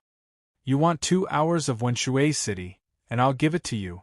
The Tang Old Master expressionlessly said, "But you cannot use the Orthodoxy's people, only my Tang clan's people." Because of the agreement from back then, he had agreed to Chen Chongqing's request, but it was clear that he could not allow the Orthodoxy's priests to search the residences of the various branches of the Tang clan, much less permit the Orthodoxy's cavalry to rampage through Wenshui City. This was the Tang clan's bottom line. The problem was that neither Chen Chongqing nor the other important figures of the Orthodoxy understood the specific circumstances of the Tang clan's various branches. Even if the Tang clan's strength seemed to obey the Tang Old Master's orders, how could they guarantee that the Tang clan's people were truly willing to put in effort? In short, using the Tang clan's people to investigate the matters of the Tang clan was absurd, even laughable. But the Tang Old Master would not make a single concession.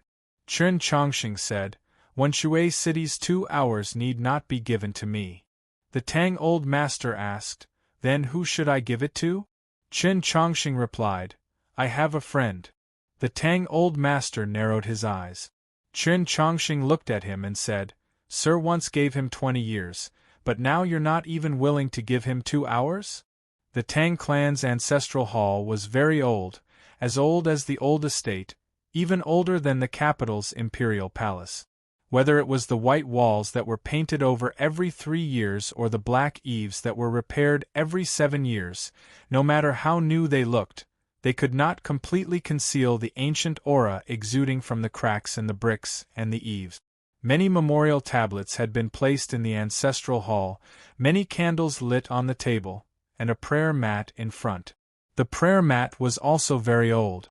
Perhaps because of the environment, the young man sitting on the prayer mat had a weathered expression on his face. The beard on his face was of different lengths and looked very messy. His hair was even messier and his clothes were somewhat dirty. One could describe him as disheveled and dirty. His eyes used to be very bright, even threatening, but now they were deathly still. His lips were still thin, but their former harshness and joy had all been reduced to silence. After being imprisoned here, he had not spoken for half a year. In the spacious and quiet ancestral hall, his figure was lonely. Chapter 842. When he was facing Eunuch Lin in the Orthodox Academy, when he was facing his master Shang Xingzhou, when he was in the snowy mountains, when he was facing the Tang second master in the Taoist church last night, whenever he encountered those depressing figures and elders, Chen Chongqing would always think of that friend.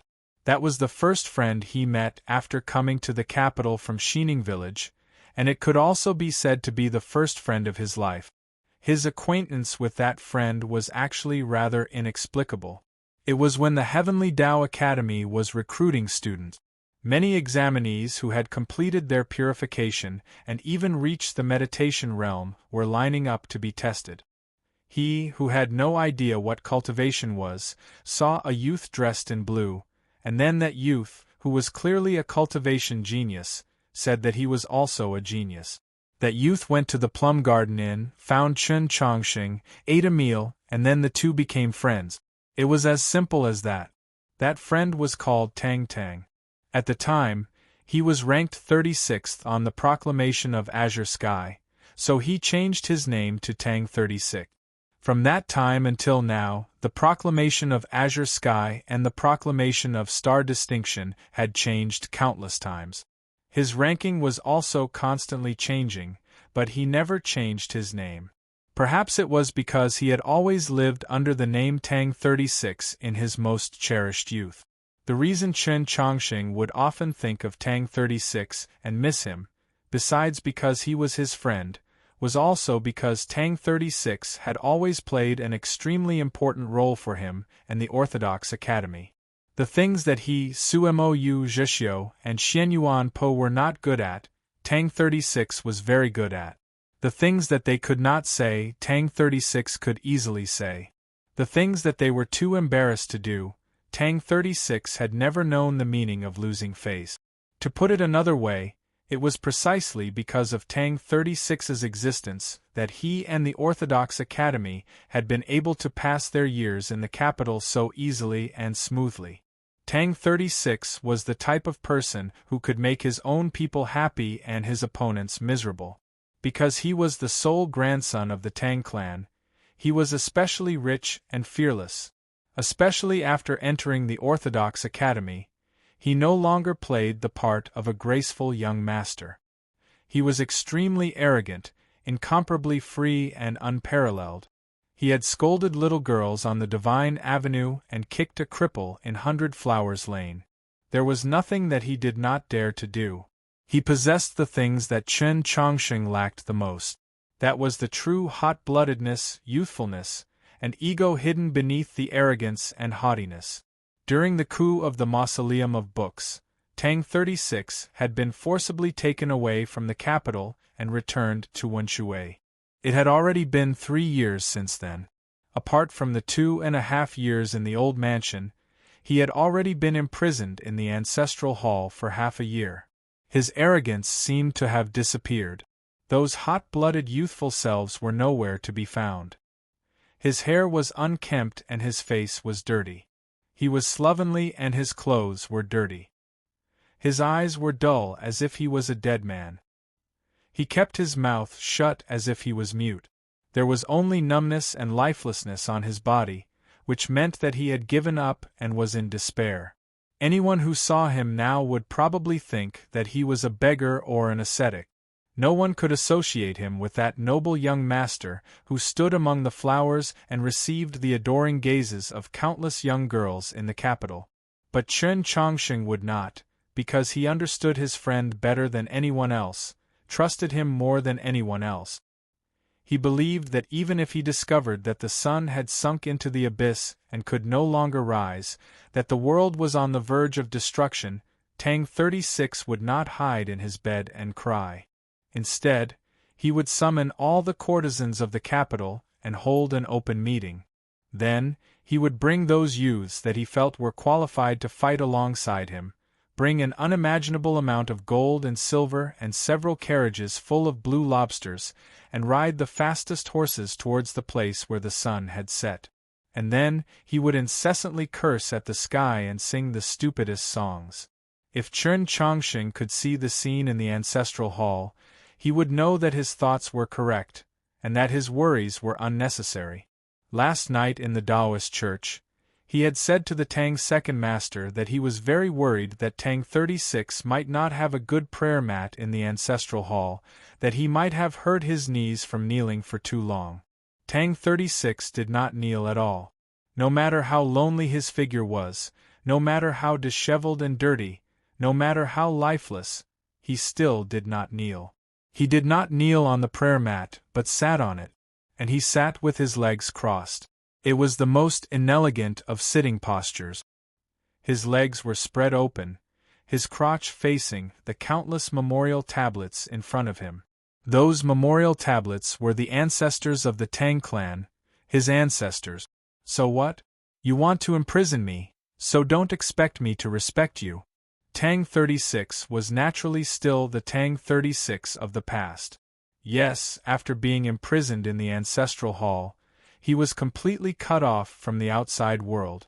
Let alone writing to Chen Chongqing, he didn't even have anyone to talk to.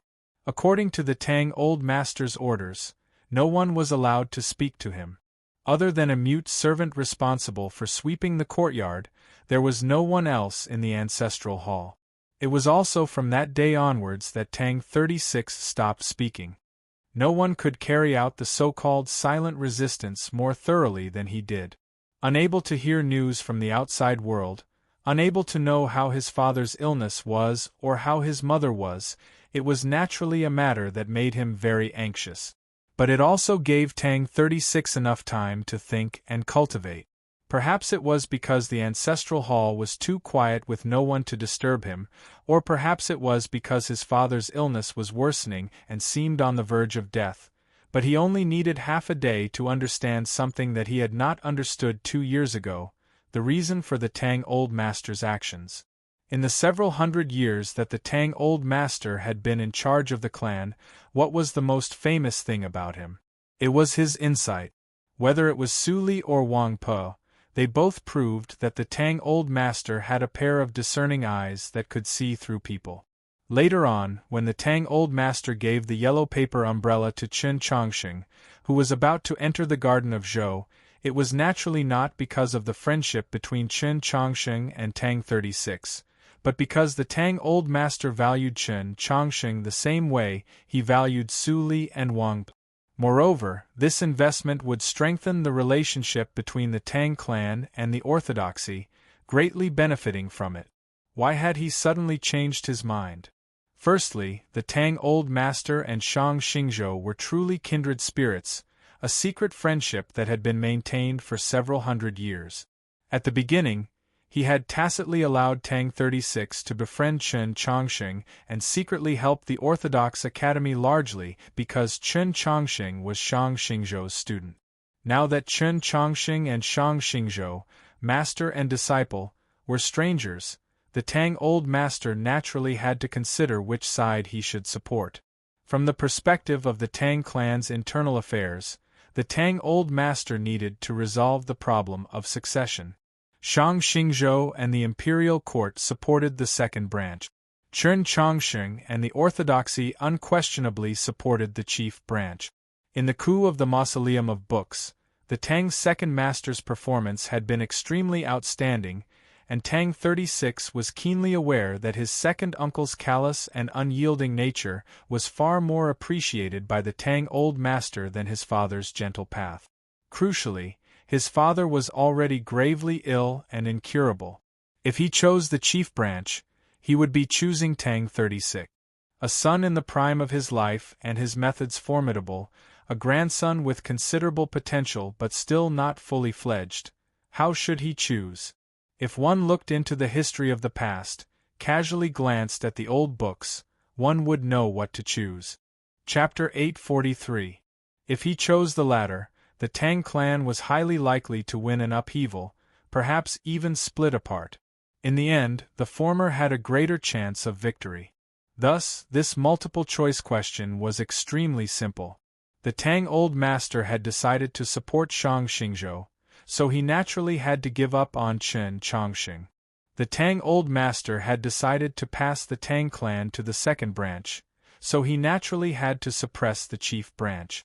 If Tang 36 were a mediocre person, perhaps this matter would have been relatively simple. But he was not. Moreover, he had a friend, the current pope. Thus, the Tang Old Master could only imprison him in the ancestral hall. He might be imprisoned for the rest of his life, until he became a white-haired madman in a few decades or 100 years. Of course, it was even more likely that once Shang Xingzhou subdued the orthodoxy and eliminated Chen Chongxing, he would be bestowed a bowl of poison. Yes, poison, dagger, white silk, pit, no matter what method he used, he would still die. A few years ago, Tang 36 naturally would not have believed that the old master would have done this. But now, he had long since understood that his benevolent grandfather was just an illusion, an illusion. The Tang old master had held him on his knees and told him stories from long ago, describing the splendor of the future with incomparable indulgence. This was naturally love. But what he loved was not the boy in his lap, but the future of the Tang clan. Now, the Tang old master had arranged a new future for the Tang clan, and he also had a new grandson. Thus, for the sake of the Tang clan's future, how much he had doted on Tang 36 was now just as cruel. From the moment he understood this matter, Tang 36 no longer hoped that his grandfather would release him. He did not want to be imprisoned in the ancestral hall for the rest of his life, nor did he want to silently die. He wanted to leave this place, but he made no attempt, because on the second day after he was imprisoned in the ancestral hall, many of his father's loyal subordinates had attempted to rescue him. Those people had all died, and later, even more members of the chief branch had died. He could only fall even more silent. Whether it was the paper slips between the stones thrown over the wall or the secret markings carved into the bottom of the dishes, he could only pretend that he did not see them. Gradually, no more urchins threw stones over the wall, no more kites appeared in the sky. It had been a very long time since the main gate of the ancestral hall had opened. No matter how well it was maintained, a door that had not been opened for a long time would always make some unpleasant squeaking sounds when it was opened again. The front door of the ancestral hall opened, and a gust of cold winter wind mixed with snow drifted in. Tang 36 sat on the cattail hassock and stared at the memorial tablet at the top without turning his head. The old guardian of the Tang clan walked up behind him and said, "The old master has something to say to you." There was no chat after a long separation, no greetings, not even a summary of the past. The old consecrator looked at his back without any expression on his face. "You need to investigate whether or not Second Master Chu poisoned you, and whether or not he colluded with the demons. You have 2 hours. During this time, the entire Tang clan is yours." Tang 36 didn't turn around. He was still quietly looking at the memorial tablets in the dark ancestral hall. After a long time, he finally spoke. This was the first time he had spoken in half a year. His voice was a little hoarse, and his pronunciation was a little stiff. "That guy is here?" The old consecrator replied, "Yes." Tang 36 still didn't turn around. "What did he say to the old master?" The old consecrator was quiet for a while. Then he repeated the conversation between Chen Chongxing and the Tang old master in the old estate, not making a single mistake. Then he said, "You've already wasted the time of 2 cups of tea. This is the Tang clan. If I wanted to do something, I wouldn't need so much time." Tang 36 stretched, and some dust came out from his clothes. This stretch was so smooth that one could even hear the creaking of bones.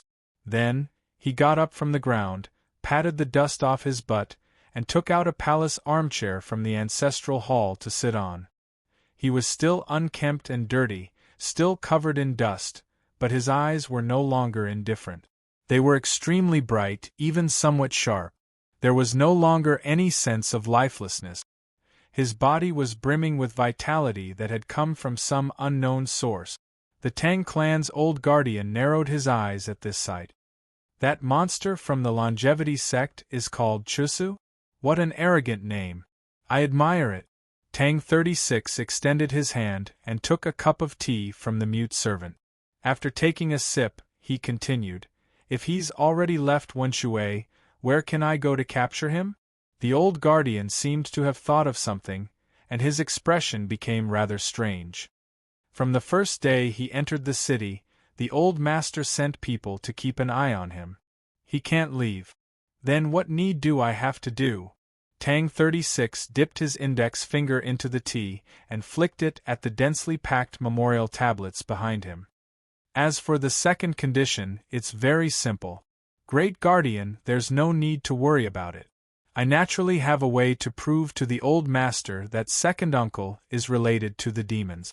The old guardian expressionlessly asked, "Then what does Sir want to do now? Call 7th uncle over, call 16th uncle over, and invite the old uncle of Jer Ali over." Tang 36 casually said, "It's been a long time since I've seen these relatives." "You don't say, I really do miss them." The old guardian didn't know why he wanted to see these people or what it had to do with these two matters.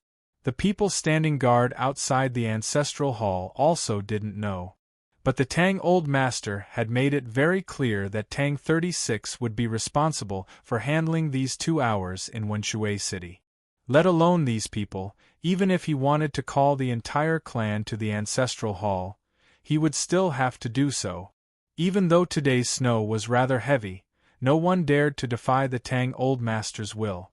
It didn't take long for the three to arrive at the ancestral hall. As they gazed at Tang 36 seated in the palace armchair, the three felt very complex emotions. They didn't know how to face him. The Pope had come to Wenshui City, the gate to the ancestral hall had been opened, and they had heard that the old master had even given Tang 36 great authority. Just what did this mean? Could it be that the chief branch, which was on the verge of losing power, was about to make a comeback? It's nothing else. The old master gave me a rare 2 hours of freedom and said that I could do whatever I wanted. Tang 36 looked at them and said, "So I called the three of you over to play mahjong with me." The three were rather shocked. They glanced at each other and then at the old guardian. Tang 36 looked at the old guardian and said, "You can do anything, and that naturally includes playing mahjong?" The old guardian expressionlessly replied, "Yes." The mahjong table was quickly prepared. The jade-green jade and bamboo mahjong tiles were neatly arranged, very comfortable to look at. "It's very pleasing to the eye, don't you agree, 7th uncle?"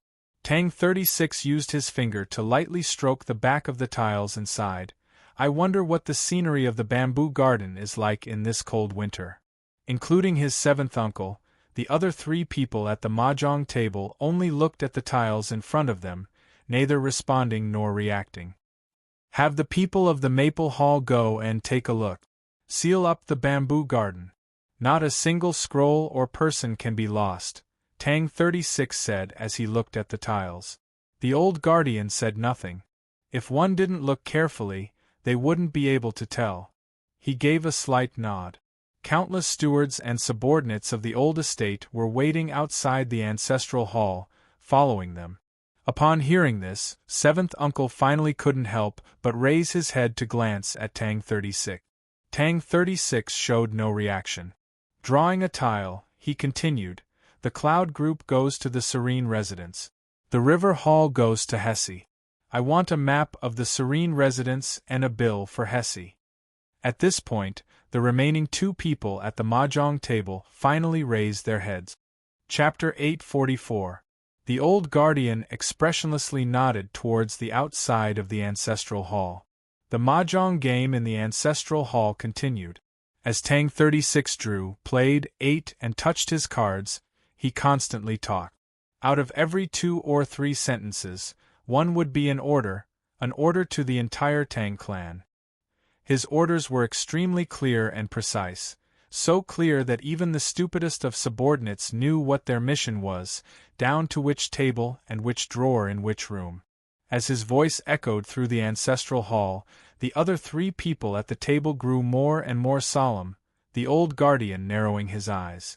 Whether it was the old guardian, the other three people at the mahjong table, or the steward waiting outside the ancestral hall, none of them had expected that Tang 36, who had been imprisoned in the ancestral hall for half a year and cut off from the clan's business by the old master for 3 years, would still have such a clear understanding of the Tang clan's internal affairs. What surprised the old guardian the most was that Tang 36 had a deep understanding of the Tang old master's methods of managing the Tang clan, even the most secretive ones. The Cloud Group, River Hall, and Maple Hall, these administrative divisions of the Tang clan were one thing, but how did he know that the Pine 13 Medicine Hall was one of the old estate's law halls? The old guardian glanced at the three people at the table and suddenly felt that today's matter was rather troublesome. It seemed like Tang 36 had randomly chosen 3 elders from each branch, but the old guardian naturally understood the deeper meaning. These 3 people were not the Tang's second master's subordinates to manage the Tang clan's affairs, but they privately played an even more important role, as they were the methods used to restrain those managers.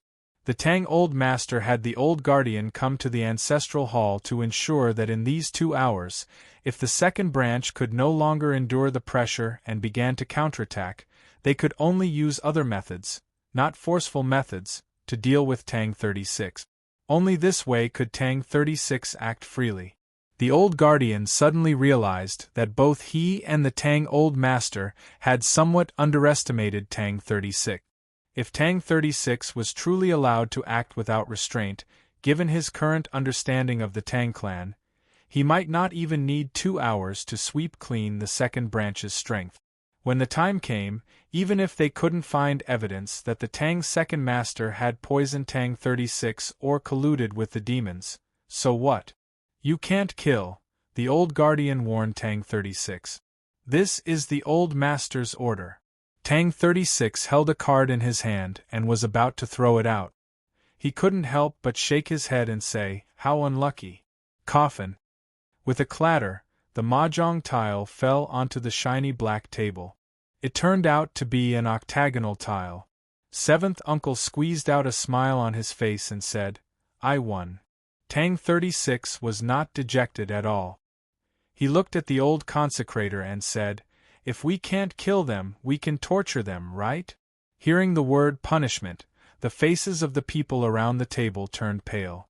Seventh Uncle stretched out his hand to pick up the octahedron, but upon hearing this, he froze in midair, looking very awkward.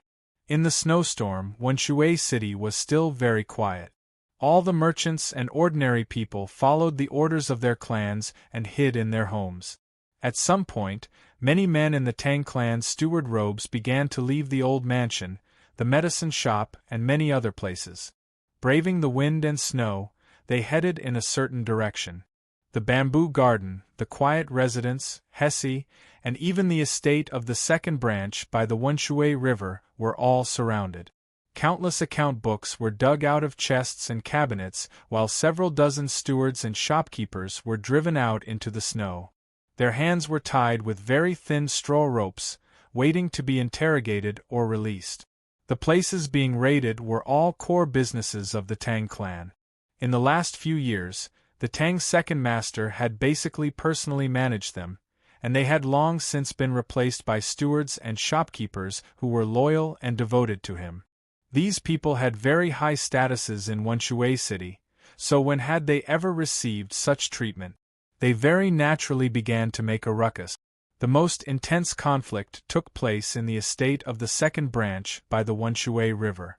Even through the fierce snowstorm, stewards and shopkeepers could see the heads of those people sticking out from the other side of the river. They were probably people from the chief branch. When they thought about how they had been seen today, the stewards and shopkeepers felt even more humiliated and angry. They began to curse the people who had come to raid their properties. Under normal circumstances, whether it was the people of the phone group or those stewards from the 13 Pine Drug Company, which they had only just learned was owned by the old estate, they would never dare to treat them so rudely. At the very least, they would give an explanation. But today, these people seemed to have completely changed their faces, as if they didn't recognize them. In a certain part of the estate less than 2 li from the raided study, there was an even more secluded study. The windows of the study were made of the most transparent glass. Even though the winter sun was hidden behind the clouds of snow, the room was still filled with light and did not feel gloomy at all. The Tang's second master stood in front of the window, gazing at the dancing snowflakes. He slowly opened his mouth and silently laughed. The recent chaos had caused all of Wenshui City to feel nervous and uneasy, much less the people of the second branch. But he was very calm. Because he had managed the Tang clan for 3 years, he knew many things, including the 2 conversations in the old estate and the specific contents of the agreement between his father and Chen Chongsheng. Poison?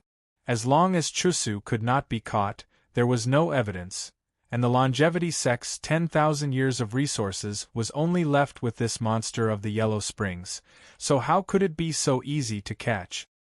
He knew that his father had only been forced by Chen Chongsheng and the orthodoxy to put on a show. The truly troublesome thing was that shout piercing through the wind and snow. "I'm colluding with the demons?" The Tang's second master's soundless smile gradually turned cold as he thought to himself, "This is truly the greatest humiliation, but also the dirty water that is difficult to wash clean. The Mountly Sword sect has actually gotten involved in this matter." Qiushan Jun's shout is truly vicious to the extreme.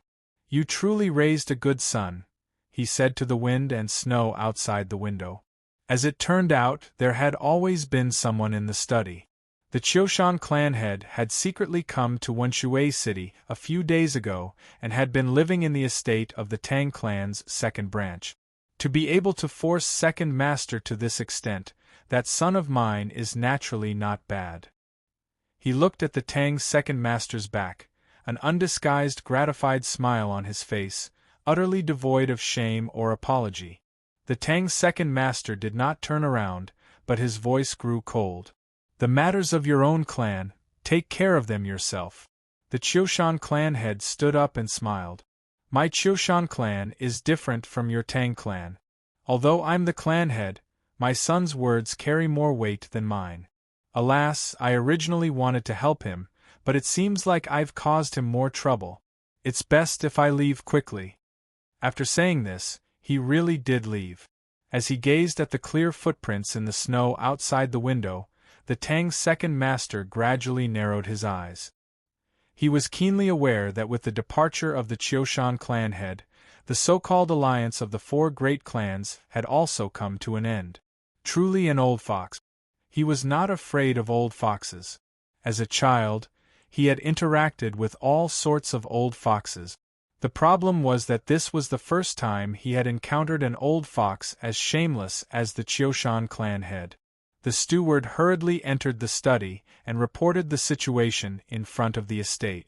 Then he hesitantly asked, "Should we hide the important things?"